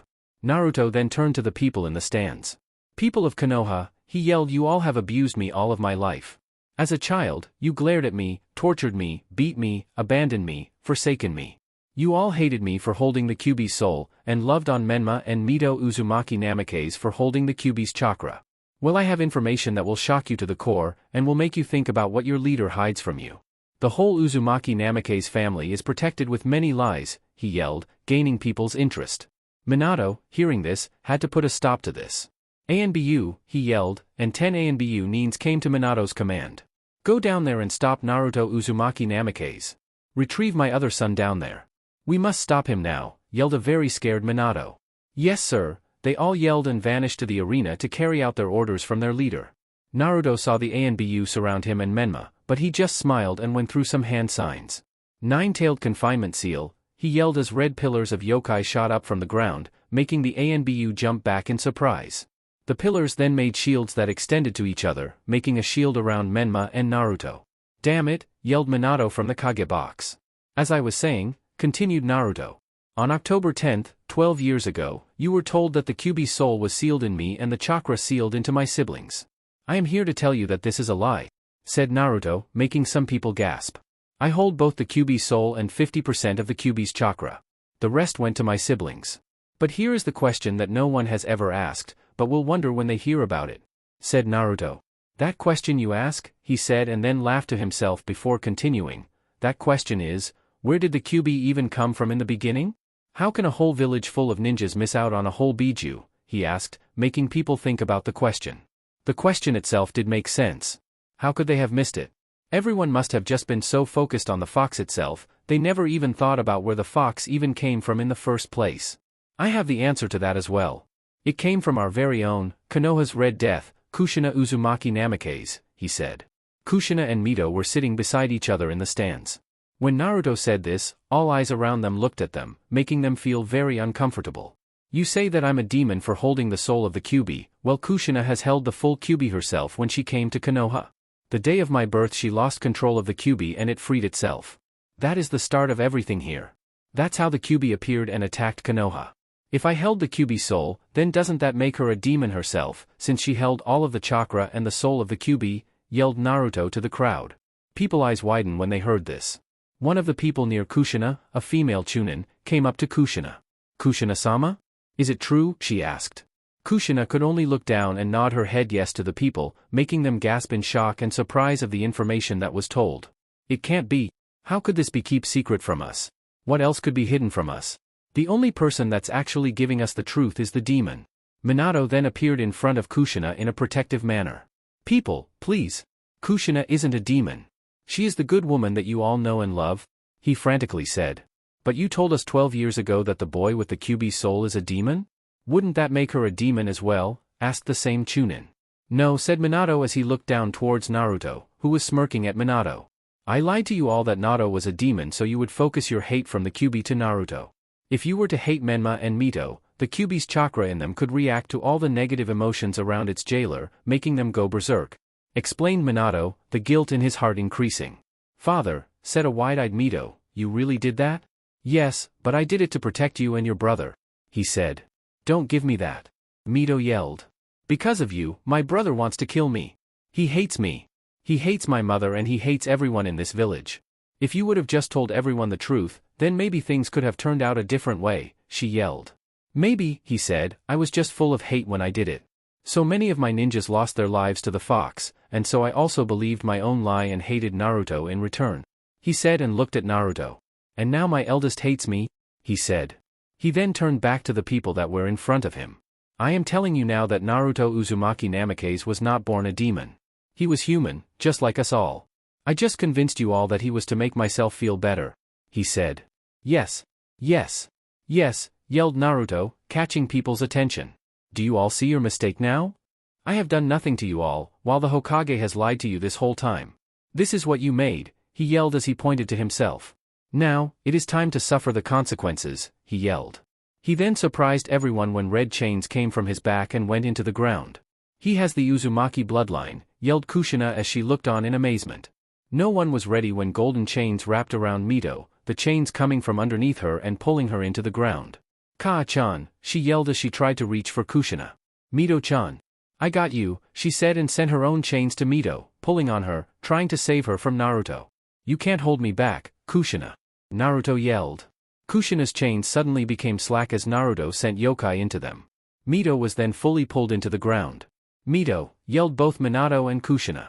Mito then came from the ground that was inside the seal. Naruto, Menma, and Mito were all in the same place, with no one able to interrupt Naruto. Are you ready for your gift, Kurama-chan? Said Naruto to Kurama in his mind. Naruto-kun, are you really going to? said Kurama as she watched on from Naruto's eyes. Get ready you two, for you won't be Jinchuriki for long, Naruto said. 2 red chakra claws came from Naruto's stomach and went straight for Menma and Mito. Mito and the almost dead Menma couldn't move fast enough of the approaching arms, and they went directly to their seals. Anti-seal corrosion? Said Naruto. Menma and Mito began to scream instantly as their seals started to break down. Get into that seal. Now, said Minato to his ANBU. Naruto looked up to Orochimaru, who was still in the Kage booth, and mouthed him these words. What are you waiting for? Start the invasion, he said. Orochimaru instantly got what he was saying and sent the signal to Kabuto, who was masked in the stands as an ANBU guard. Kabuto started going through hand seals and whispered, Temple of Nirvana. Feathers started to fall from the sky. People started to get dizzy before falling asleep, the effect of the genjutsu. The ninjas noticed the genjutsu placed on them and instantly freed themselves from it. From over the stadium walls were Oto and Suna ninjas, large in numbers. The Konoha ninjas instantly readied themselves to defend their home from the invading ninjas. It's an invasion. Get ready for war, yelled Guy, making some of the inexperienced ninjas scared. There was an explosion in the Kage box and Minato went back up to investigate it. When he appeared there, he was surprised to see Orochimaru the Kazekage's robes. Orochimaru said Minato with distaste in his mouth. Why should I be surprised? Good to see you too, Minato-kun. How's the family? He asked, making fun of Minato's family situation. Shut up. Why invade the leaf when you know you shall fail, yelled an aggravated Minato. Not this time. I have gotten your village by surprise, and now it will fall, he said with a smile. Then 2 of Orochimaru's subordinates came in front of him. We shall protect you, Orochimaru-sama, said Yori Akato and Masumi Tsurugi, the 2 genin who lost to Sasuke and Kankuro in the preliminaries. Ah, you too. How perfect, said Orochimaru. He then turned behind him and yelled. Set up the barrier. 4 ninjas came around the corners of the building they were on and screamed out for violet flames formation, and a purple shield came up from the roof, surrounding the sound ninja, sound leader, and the Hokage. Back down in the stadium, Kushina was fighting her way down to the middle of the arena. She had to get to her children. Naruto was about to kill his younger siblings. She had to do something. Get out of my way, she yelled and pierced 4 sound and 3 sand ninjas through their stomachs. She kept running down to the field until she was right in front of it. Naruto! Naruto, stop! Please! Don't kill my children, she screamed out. Her screams only fell on deaf ears as Naruto continued the extraction process. Almost there. This is a tough seal, but just a little while longer and I will absorb Kurama-chan's chakra and reseal it in me, he said with a wicked smile. Mito and Menma were still howling in pain, encouraging Naruto to keep up what he was doing that caused them this pain. Kushina-sensei, yelled someone behind Kushina. She turned around to see an ANBU with a cat mask on her face. Yugao-chan, she said when she recognized the mask. Do you have a way to get in? She asked. No, she said sadly as she put her hands on the seal. I don't know who Naruto came up with a seal of this level, but this seal can only be opened on the inside. Naruto would have to do it. The only way to open it on the outside is with a strong attack. An attack a human can't do. Only a Biju could force their way through here. So there is nothing we can do, said Yugao. Sadly, we can't do anything, said Kushina. It's finally time, yelled Naruto, gaining Kushina and Yugao attention. Say goodbye, Menma, Mito, said Naruto. He then pulled back the red chakra arms that were on Mito and Menma's seals, and they started to come back. In the chakra arms' hands was red chakra that was attached to the seals where they were once confined. Naruto, stop! Kushina yelled as she watched a chakra getting taken out her 2 kids. Never! It's time to die, he yelled and yanked at the arms. The arms started going back to Naruto in a fast pace, back to the seal placed on Naruto's stomach, taking the chakra from Menma and Mito.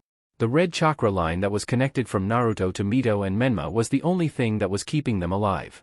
A few seconds later, the chakra was sucked dry and Naruto took in all of Kurama's chakra. Seal, he yelled and the chakra went inside of Naruto. Menma and Mito hit the ground when the chakra line was gone. Nuu, yelled Kushina as the tears were flowing from her eyes. I feel so full. So complete. Naruto yelled. I hope you like your gift, Kurama-chan. Naruto. I love this. It's been years since I had all my power, and you gave it all back to me. I love you, I love you, I love you. Kurama yelled from his head, making him smile from her excitement. I'm glad you like it so much. He whispered and let down the seal, Kushina and Yugao running towards Menma and Mito. Menma. Mito. You have to wake up. Please don't go. I can't have my children die, wailed Kushina. Yugao saw the sad scene and looked towards Naruto, a sick grin on his face. It maddened her that Naruto was happy at seeing her sensei like this. He would not be forgiven. "Stand down, Naruto," said Yugao as she brought out her sword and pointed it at Naruto. "Sorry, I would kill you now but I have things to do," said Naruto. Wind started to pick up around him and then his feet started to leave the ground. "Are you flying?" asked a shocked Anbu as she watched Naruto rise from the ground. "Futon, rising winds," he said with a smirk, "it allows me to command the wind around me to push upwards, making me go up with it. Once in the air, I can command the wind to take me anywhere I want, resulting in me flying. It is almost the same thing as gliding, but in gliding you go where the wind takes you, I can command then to go a certain way," said Naruto. He was now high in the air, Yugao and Kushina looking up to Naruto. "I would stick around, but I have somewhere to be now," he said. He then flew out the stadium and into the fighting that was happening outside the stadium's walls. "Yugao," yelled Kushina, getting her attention, "you have to help me take these two to the Uzumaki Namake's estate." "Why?" asked Yugao. "No time to explain, just go," she yelled as she grabbed Mito, Yugao grabbing Menma, and the two jumped out the stadium. Earlier outside the stadium. "Gaara. Are you okay?" yelled Temari, seeing her younger brother grunt in pain and holding his stomach. "No. The seal," he wheezed out. "What's going on with it?" asked a worried Kankuro. "When the Uzumaki launched out all that yokai, it affected the seal, making Shikaku angry," he said. He can't do anything to benefit this mission." Temari. "Kankuro. Your new mission is to take Gaara out of here safely," said Baki. He got a nod of the two genin, and they grabbed Gaara and left the area. "I just hope you all can make it," said Baki as he jumped back into the battle. With Yakumo and Fu. The two were secretly making their way outside of Konoha and to the point they were supposed to meet Naruto and the Sound Genin. "Are you alright, Yakumo-chan?" asked Fu. "Yeah, let's just keep going," she said. They were close to the exit, but saw Sound Ninja in front of it. "Damn it, how are we going to get past them?" said Fu, knowing she couldn't take a lot to Chunin and Jonin. "I got it," said Yakumo as she ran up to the ninja. One of the Jonin noticed Yakumo running up to them. "Stop the girl. Get her," he yelled, and the ninja went into a sprint to Yakumo. Yakumo ran through some hand signs and yelled, "Genjutsu, flaming hell," and placed the ninja in the genjutsu. They all started to yell in pain, before their actually bodies caught on fire and burnt into a crisp. "Let's go, Fu-chan," said Yakumo with a smile. Fu had her mouth wide open as she looked on at the sight of Yakumo killing all of those ninjas. All right," she said, and the two ran out of Konoha. Outside Konoha meeting point. Fu and Yakumo made it to the meeting point and saw that Dosu, Kin, and Zaku were already there. "How did you all get here before us?" said Fu. "We just walked out before the invasion started. We've been hiding ever since," said Kin. "Oh, well all that's left is Naruto," said Yakumo. They all felt the wind pick up around them, and saw Naruto heading towards them, flying in the wind. "You know, I'm not even surprised," said Zaku, everyone else nodding their heads. They were used to Naruto having all these incredible powers. Naruto landed in front of them and looked at them. "Are you all ready?" he asked. They all nodded their head at his answer. "Good, everyone grab hold of each other," he said. They all held each other's hands and Naruto went through some hand signs. "Mass Haration," he said, and a red, giant kanji 49 appeared underneath them, glowing. "I'll see you when I go to wave," he said. Instantly, the genin disappeared in a red flash, the sealing array disappearing with them. "That's that," said Naruto. "I wonder what I should do now." And then he heard a familiar roar from a certain Jinchuriki. Naruto then smiled. "I guess Gaara couldn't sit still," he said, and flew into the direction he heard the roar at. With Kushina and Yugao. The two were inside the Uzumaki Namake's estate, away from all the battling. "Why are we here, Kushina-sensei?" Yugao asked again. "I'm going to save my children," said Kushina as they set Menma and Mito on the ground. "What? How?" asked Yugao. "When I was the Jinchuriki for the Kyuubi, I had absorbed some of its chakra. It is only a little bit, but if I seal it into Menma and Mito, then they could survive," she said as she ran through some hand signs. "Chakra transfer technique," she said. Red chakra then surrounded her. She put both her hands on the seals on Menma and Mito's stomachs. "Seal," she said as she sent the chakra in equal portions to both of her children, the seal taking in the chakra. She then restored the seals, locking the chakra in place. "There," she said. The two watched as the Mito and Menma started to look healthier and gain regular breathing patterns. "Good, it worked," said Kushina as she dropped to the ground, taking a deep breath. "What will happen when Naruto finds out that his siblings are still alive?" asked Yugao. "I don't know, but I shall protect them with everything that I have," she said with determination as she held on to her children. I shall help you whenever I can, Kushina-sensei, said Yugao, getting a nod from Kushina. Thank you, Yugao-chan, said Kushina. Earlier in the stadium, Sakura ducked her head down as Kakashi and Guy took care of some of the invading ninjas. She sneaked her way around the dead people, making her almost throw up as she made her way towards the downed Shikamaru. Shikamaru, wake up, she said as she tried to release him from the genjutsu, but noticed that it was already gone. Shikamaru, are you trying to play dead? Yelled Sakura to the lazy Nara. Yes. I don't want to get caught up in this war. Too troublesome? He said. Kakashi then appeared in front of the two, killing a sound Chunin that had his eyes of Shikamaru and Sakura. Sakura. Shikamaru. Are you two alright? He asked. Yeah. The two said. They looked at the arena and saw bodies everywhere, ninja still fighting on the stands. This is crazy, said Sakura.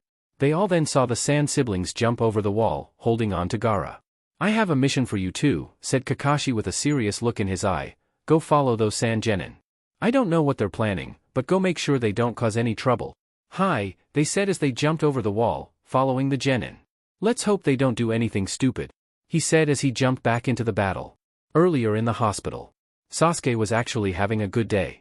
The medical ninja healed him all day and night, closing the hole he got when facing Naruto, something he really was grateful for. The food they made for him was also very good. The bed felt like heaven to him. It really was like a paradise for Sasuke. No fangirls, no training, none of Sakura's yells, none of Naruto's claws, none of Kakashi's perverse giggles, and no fighting. He felt like he was in heaven. He then heard an explosion in the village, snapping him out of his nap.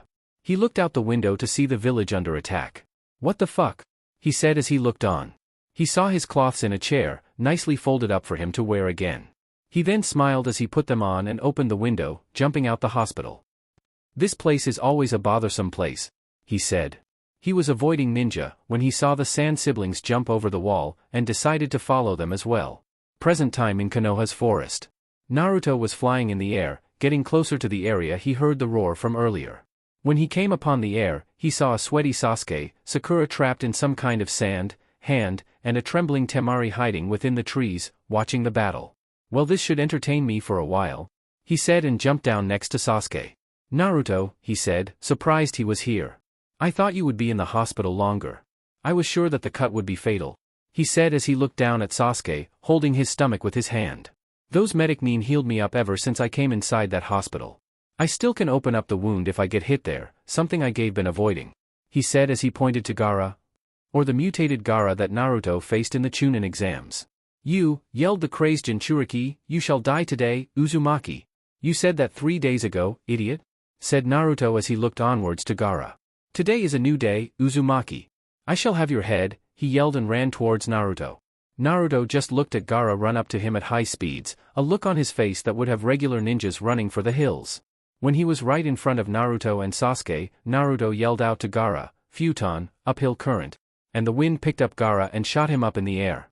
I'll take care of this, said Naruto as he made 2 clones that jumped up to the airborne Gaara. The 2 clones appeared in front of Gaara, surprising him. Futon, wind pressure, they yelled and sent a major wind blast on both sides of Gaara. Gaara made his sand surround him, hardly protecting him from the attack. Gaara then started to descend back down to the ground, and he looked up to see the 2 Naruto clones floating in the air. Take this, sand shuriken, he yelled and sent a mass amount of sand-made shurikens towards the 2. The clones weaved their way through the murder of shurikens, closing in on Gaara. Gaara sent his sand-covered arms towards the clones, not knowing they could dodge all those shuriken and still made it that close to him. The arms successfully hit the 2 clones, making him smile, but frowned when the clones exploded right in front of Gaara. Great clone explosion, the real Naruto said as he watched Gaara take the full blast of the attack. He then jumped towards Gaara, ready to face him head-on. Gaara shot down to the ground, the blast's force sent him down with a powerful blow. His sand was blown off of him, making him vulnerable to any attack. Naruto then appeared in front of Gaara and uppercut the shit out of him. Ga! Gaara yelled. Naruto was finished, as he rushed towards Gaara and put his food down on top of Gaara's, holding him in place. Naruto sent a swipes at Gaara, taking off the rest of the sand that was on his arms, and successfully making contact to his flesh. Naruto jumped behind him and coated his hands in yokai. Fox slash, he said and cut Gaara's sand tail off, making him yell in pain. Arararig. Ahaha. It hurts. This isn't making me feel alive. It hurts, he yelled as he rolled around on the ground. Pathetic, said Naruto as he started to walk toward a shocked Sasuke. Nothing can stop you, huh? Said Sasuke. Correct. You missed when I killed Mito and Menma. It was such an event, he said with a sick grin, making Sasuke shudder. So you finally did it. Does it make you feel any better? Said Sasuke with a glare. Yes. I don't know who said that revenge is bad for you, because it is a lie. They were only 2 of the many people I wish to kill. I shall kill them all in the near future, he said. The both turned to Gaara as they saw him get from the ground, a pained look on his face as he glared at Naruto. You think this is over, he said as sand covered all over him. You are mistaken, it has only begun, he yelled as the sand started to grow and grow into a mass of sand. Black curse marks appeared on the sand beast. The sand grew limbs and a long tail. It opened eyes to show a yellow shuriken-like eye. Gaara appeared on the beast's forehead. Face the real power of the sand spirit. Playing possum technique, he said and fell asleep, making the beast wake up to the world around them. Free. Finally free. Oh it's so good to be out, yelled the one-tailed raccoon, Shikaku. Naruto flew in the air, and stopped a distance away from Shikaku, making him visible to him. I already see someone I wish to kill. What a good day it is, yelled Shikaku. He then noticed Naruto's 9 tails, and an image of a fox appear behind Naruto. Oh, I see. You're Kurama's little bitch. I swear people say that I'm the inane one, but that bitch is just fucking crazy, yelled the sand spirit, laughing at his own joke. Naruto, hearing what Shikaku said, gained a deadly look in his eyes as his tails started to rise up in response to Naruto's anger. Did you just call Kurama-chan a bitch? He said with a look that promised pain to Shikaku. Yeah, I did. What you gonna do about it, little boy? Laughed out Shikaku. Naruto released a ki towards Shikaku, catching his attention, and then turned serious to Naruto. This ki isn't regular for a human, he concluded. You're no human, are you, boy? Did that fox bitch turn you into a demon? She must have taken a liking to you.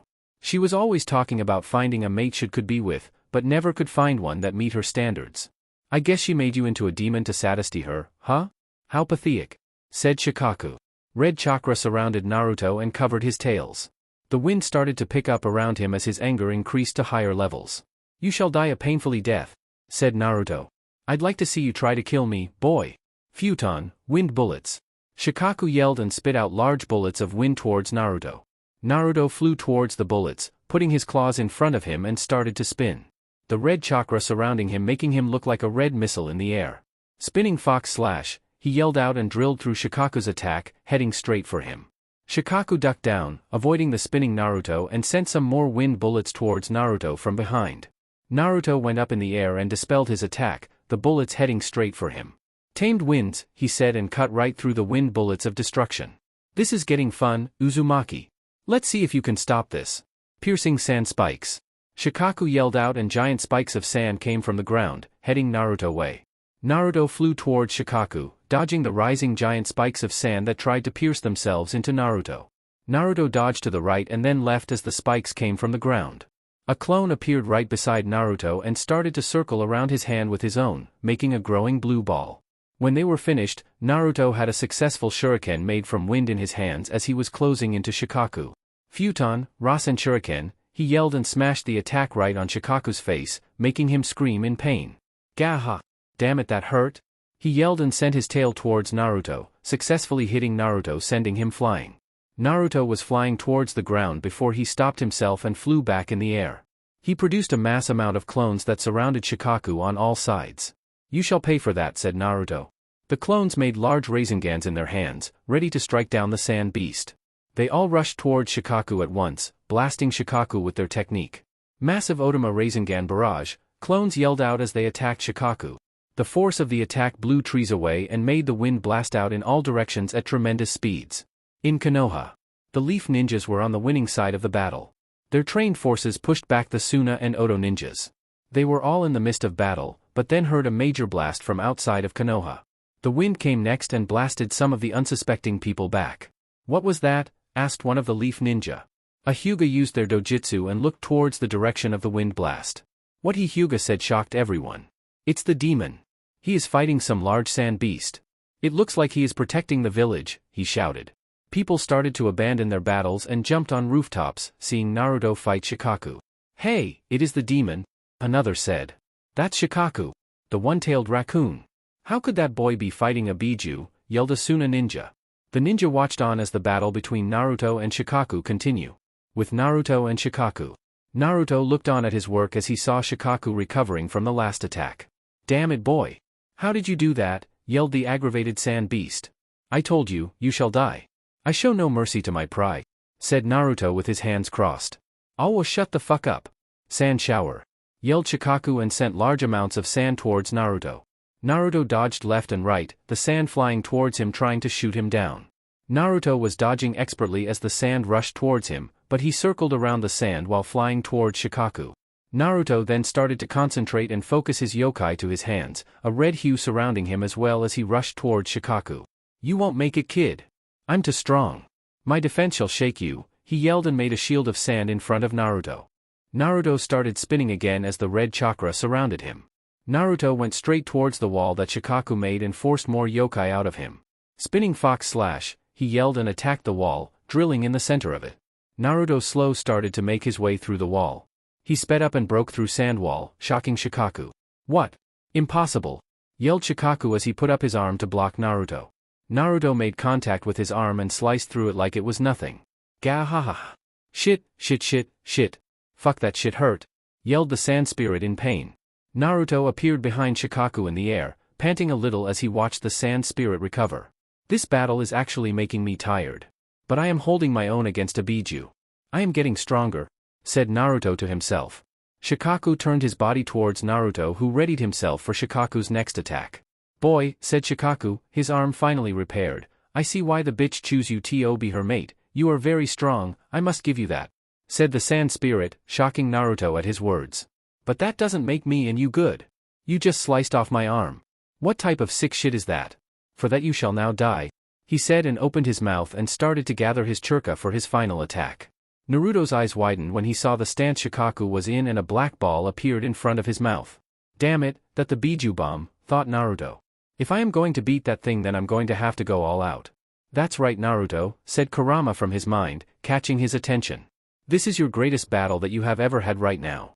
Prove yourself to me that you are stronger than that disrespectful dirty-ass raccoon, yelled Kurama, motivating Naruto to fight. With a nod of his head, determination in his eyes, he started to gather his own chakra in front of him. His tails curled around him and all pointed towards that small flame that was in front of Naruto. Naruto stretched his arms in front of him, concentrating on the small flame that he would use against Shikaku. Get ready, Naruto Uzumaki. For this shall be the last attack I shall use because it shall destroy you and that bitch that you hold inside of you, said Shikaku as he ate the black ball. Naruto shot up in the air, still holding the small flame in front of him. When he stopped, he was way in the sky, Shikaku the only thing that he could point out from his height. This is it. I shall win this battle. He won't stop me for anything in the world. The weakest Biju won't beat me, I'm damn sure that won't happen, he said as the flame started to get bigger and bigger until Naruto had to move it on top of his head. The flame turned into a ball and his tail circled around the ball, sending yokai into the flame. The sky turned a red color and the clouds evaporated as the heat from the flame was too great for them. Naruto stated, panting a little, the fire held over him was very hard to keep compressed. This is the result when putting fire chakra into a Rasengan and with my Kitsune abilities, said Naruto, and the ball of flames took on the head of a fox. It's time for you to die, said Naruto as he readied his attack. Die, boy. Biju bomb, yelled Shikaku as his attack shoot in the air to Naruto. Kitsune secret art, said Naruto in a calm voice, Katan, flaming purgatory, and threw the flaming fox head down to Shikaku. The two techniques closed in on each other and exploded on contact. The blast looked like the biggest fireworks display. The wind was blowing at speeds that ripped up everything in sight. Flames started coming down and raining onto the forest below, only to be put out by the strong winds. The two techniques clashed for a while, but then the Biju bomb faded away as it also couldn't handle the heat that was forced upon it. The flaming fox head rushed straight down to Shikaku, not believing what he was seeing. Not possible. Shikaku as he made a large sand shield to block the attack, but was broken through easily as the fox head hit Shikaku, making an inferno of flames cover him. Shikaku's yells were drowned out by the sound of the attack. The ground shook and it sounded like an atomic bomb hitting the ground. Everyone in Konoha watched the glimpse of hell in front of them with fear and awe. The whole area was flooded with fire that consumed everything. Naruto watched the sight with glee. He had finally done it. He defeated a Biju. There was no surviving that attack. It was total hell in the single point underneath him. When the smoke and fire cleared, it showed Shikaku, burnt everywhere his body. He wasn't moving and it didn't seem like he was breathing at all. Naruto started to descend in the air head first, feeling the wind against him. Naruto's eyes widened when he saw Shikaku look up to him and smirk, before crumbling down into sand. Gaara was in the middle of it all. When all the sand around Gaara fell to the ground, so did Gaara. He was barely awake and couldn't move. He was utterly defeated. His Biju was defeated by Naruto Uzumaki Namikaze. He was headed to the ground head first, ready to die, but was surprised when something caught him and brought him to the ground safely. Sasuke put Gaara on the ground safely, Sakura right beside him. He had freed her earlier and she woke up. The two watched the battle between Naruto and Shikaku without words. They had to run away when it started raining fire. Temari and Kankuro appeared beside Gaara in a defensive manner, ready to defend their younger brother. "Calm yourselves," said Sasuke to the siblings, "we aren't going to attack," making them loosen their stances. "Temari, Kankuro, stand down." "I quit," said Gaara in a low voice. They heard some branches snap above them and then Naruto landed in front of them. Temari and Kankuro began to shake in fear at the sight of Naruto. This is the boy that defeated Ibiju. The monster of their nightmares. Of course they were scared. Naruto looked over to Sasuke and Sakura, seeing they were okay he looked onwards to the shaking sand siblings, the sight almost making him laugh. "Heh, calm yourselves," like the Uchiha said. "I have no reason to fight anymore. I am surprisingly tired, so you are free to go," said Naruto. They nodded and grabbed Gaara and left the area. "Time to go back," said Naruto as he started to walk back to Konoha. "Naruto-kun," said Sakura, gaining his attention. He asked. "Thank you for saving us from the beast," said Sakura. "Oh that. You are welcome. I just wanted to fight my boredom, and it worked. Back to the cell for me. I going to sleep," he said and continued walking. "What cell?" asked Sakura. "Well, the one I live in of course," he said and Sakura remembered he told them that he slept in a cell. "Ugh, today has been quiet the day," said Naruto as he put his hands behind his head and slouched in his walking stance, Sasuke and Sakura following behind closely. Naruto then snapped his head upwards. "Shit, I total forgot about him," he said. "Who?" asked Sakura, but wasn't answered as he disappeared in a red flash. In the stadium. Naruto appeared at one of the seals he placed in the arena, and looked around, not seeing Menma and Mito's bodies. It's not what I came here for," he said as he jumped towards the seal that Orochimaru and Minato were in. The ANBU that were on the outside of the seal suddenly tensed up when Naruto appeared before them. They all took out their swords, shaking, scared of Naruto. "SSSTO stop right THHR," said the leader ANBU, his whole body shaking at being close to Naruto. Naruto just ignored them and walked to the seal, seeing the purple dome that interested him so. Interesting. This is a strong seal," he said to himself. "It's no use, nobody can get inside," said one of the braver ANBU, but they all opened their eyes wide and their masks fell to the ground when they saw Naruto simply walk into the seal. "You all are weak," he said and walked into the battle of Kage. With Minato and Orochimaru. Minato was breathing heavily. This battle between the first two Hokage was taking a toll on him. Orochimaru used his Edo Tensei on his two subordinates and revived the late Kages.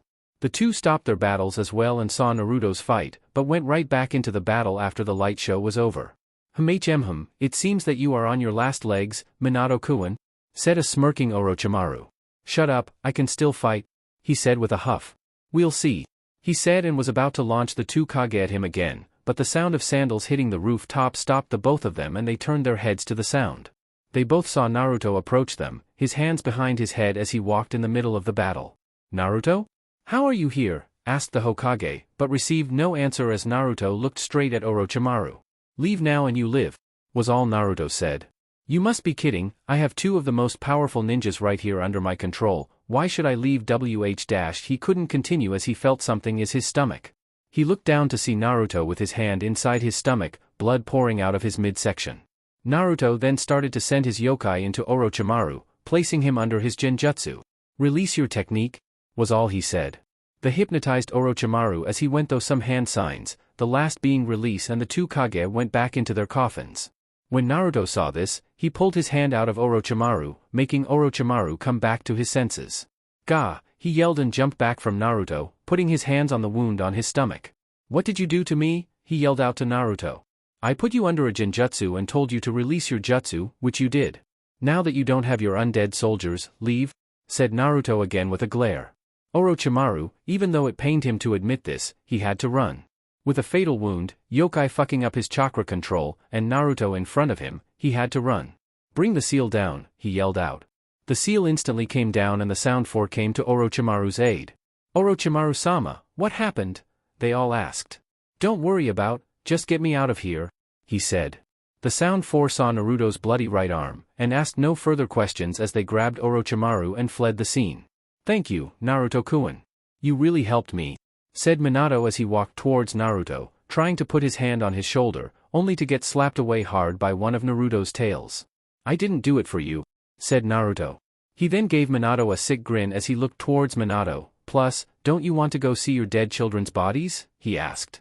Minato's eyes widened when he heard those words. "You killed Mito and Menma?" he asked as tears started to go down his eyes.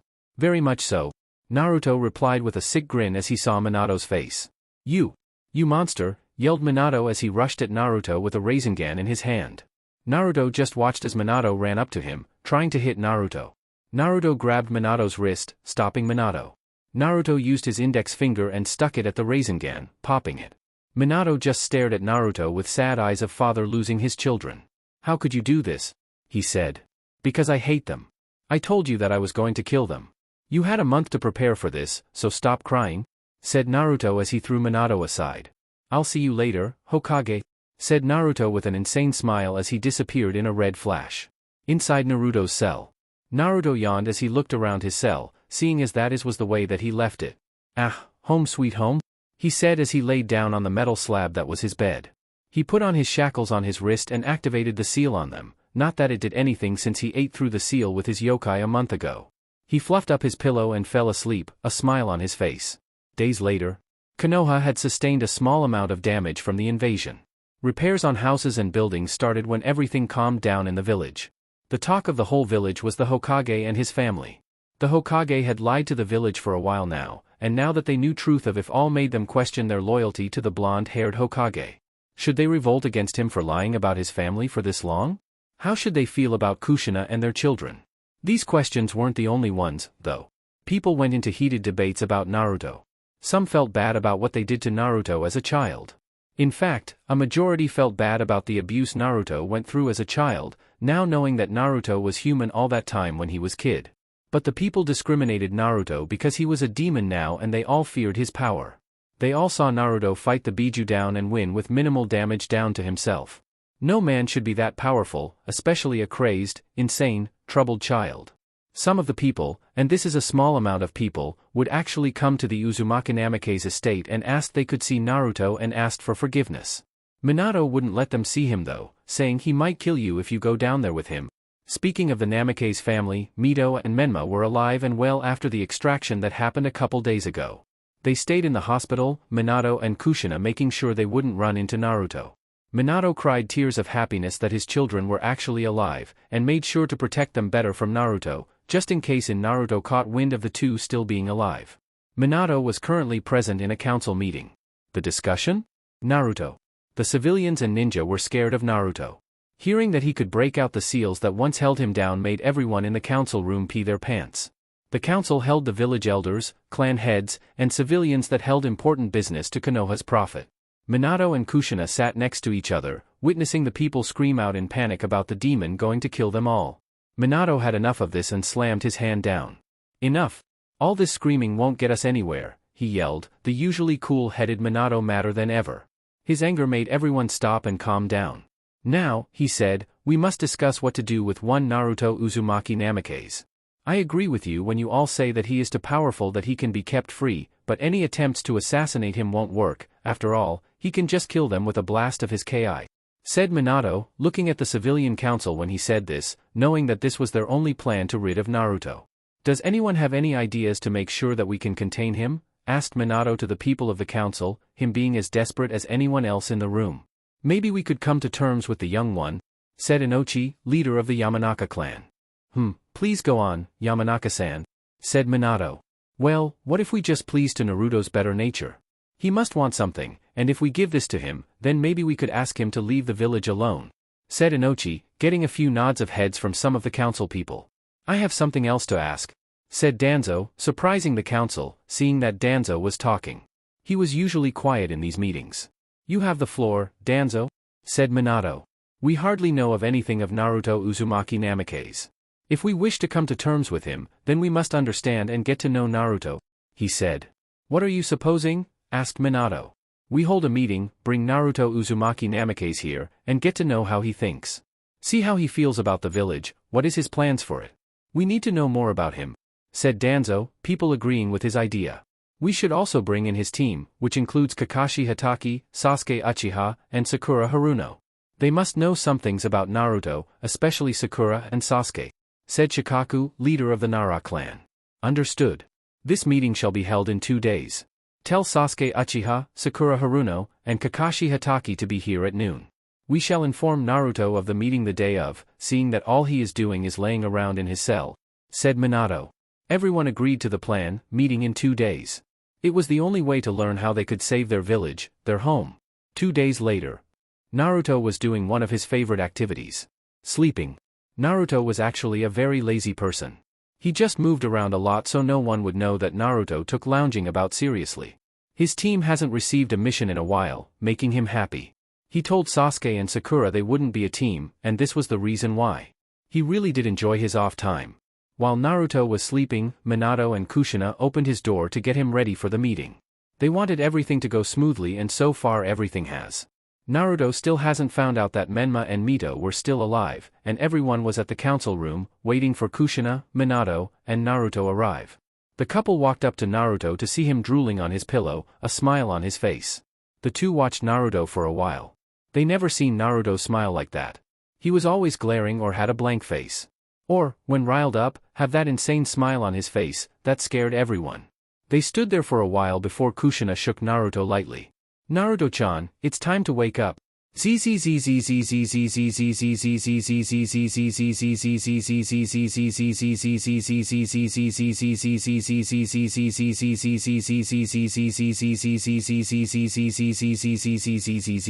Naruto, wakey, wake. Snort.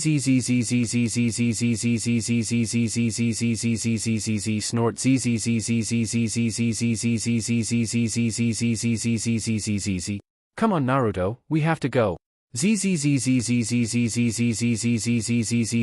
Kurama-chan snort. Wake the hell up. Naruto's vault door closed shut, scaring the shit out of Kushina and Minato. They turned to see Naruto open his eyes wide, flashing a dangerous red. Why are you two here? He demanded to know. Minato-kun will tell you, said Kushina as he hid behind Minato. Yeah son. We have to take you to the council meeting that's about to start, he said. Naruto just glared at the man and women that dared to wake him from his sleep. Let me shower, was all he said as he headed towards his small bathroom, his chains rattling while he walked. I can take those off of you, Naruto, Minato said, but all he got was a glare in return as he went into his bathroom. Naruto made sure to take an extra long shower, ticking Minato and Kushina off. He dried off and put on his hoodie and cargo pants. Kushina and Minato saw the scars that were on Naruto's body and it made them feel even worse. The group made their way to the council room, walking out in public, gaining a lot of attention. Look at them, the Hokage and his wife with their son. I bet this just an act to think that they are getting along. They should kill it while he isn't watching. The demon is going to kill us sooner or later. Damn, Kushina-sama has a fat ass. The demon doesn't look worried at all. We should ask for forgiveness and get on Naruto-sama's good side. Do you think that would work? We should at least try. That ass, though. The comments kept going and the family heard it all, Kushina publicly beating a man that kept talking about her ass. The group finally made it to the council room. Naruto smiled to himself. This should be fun,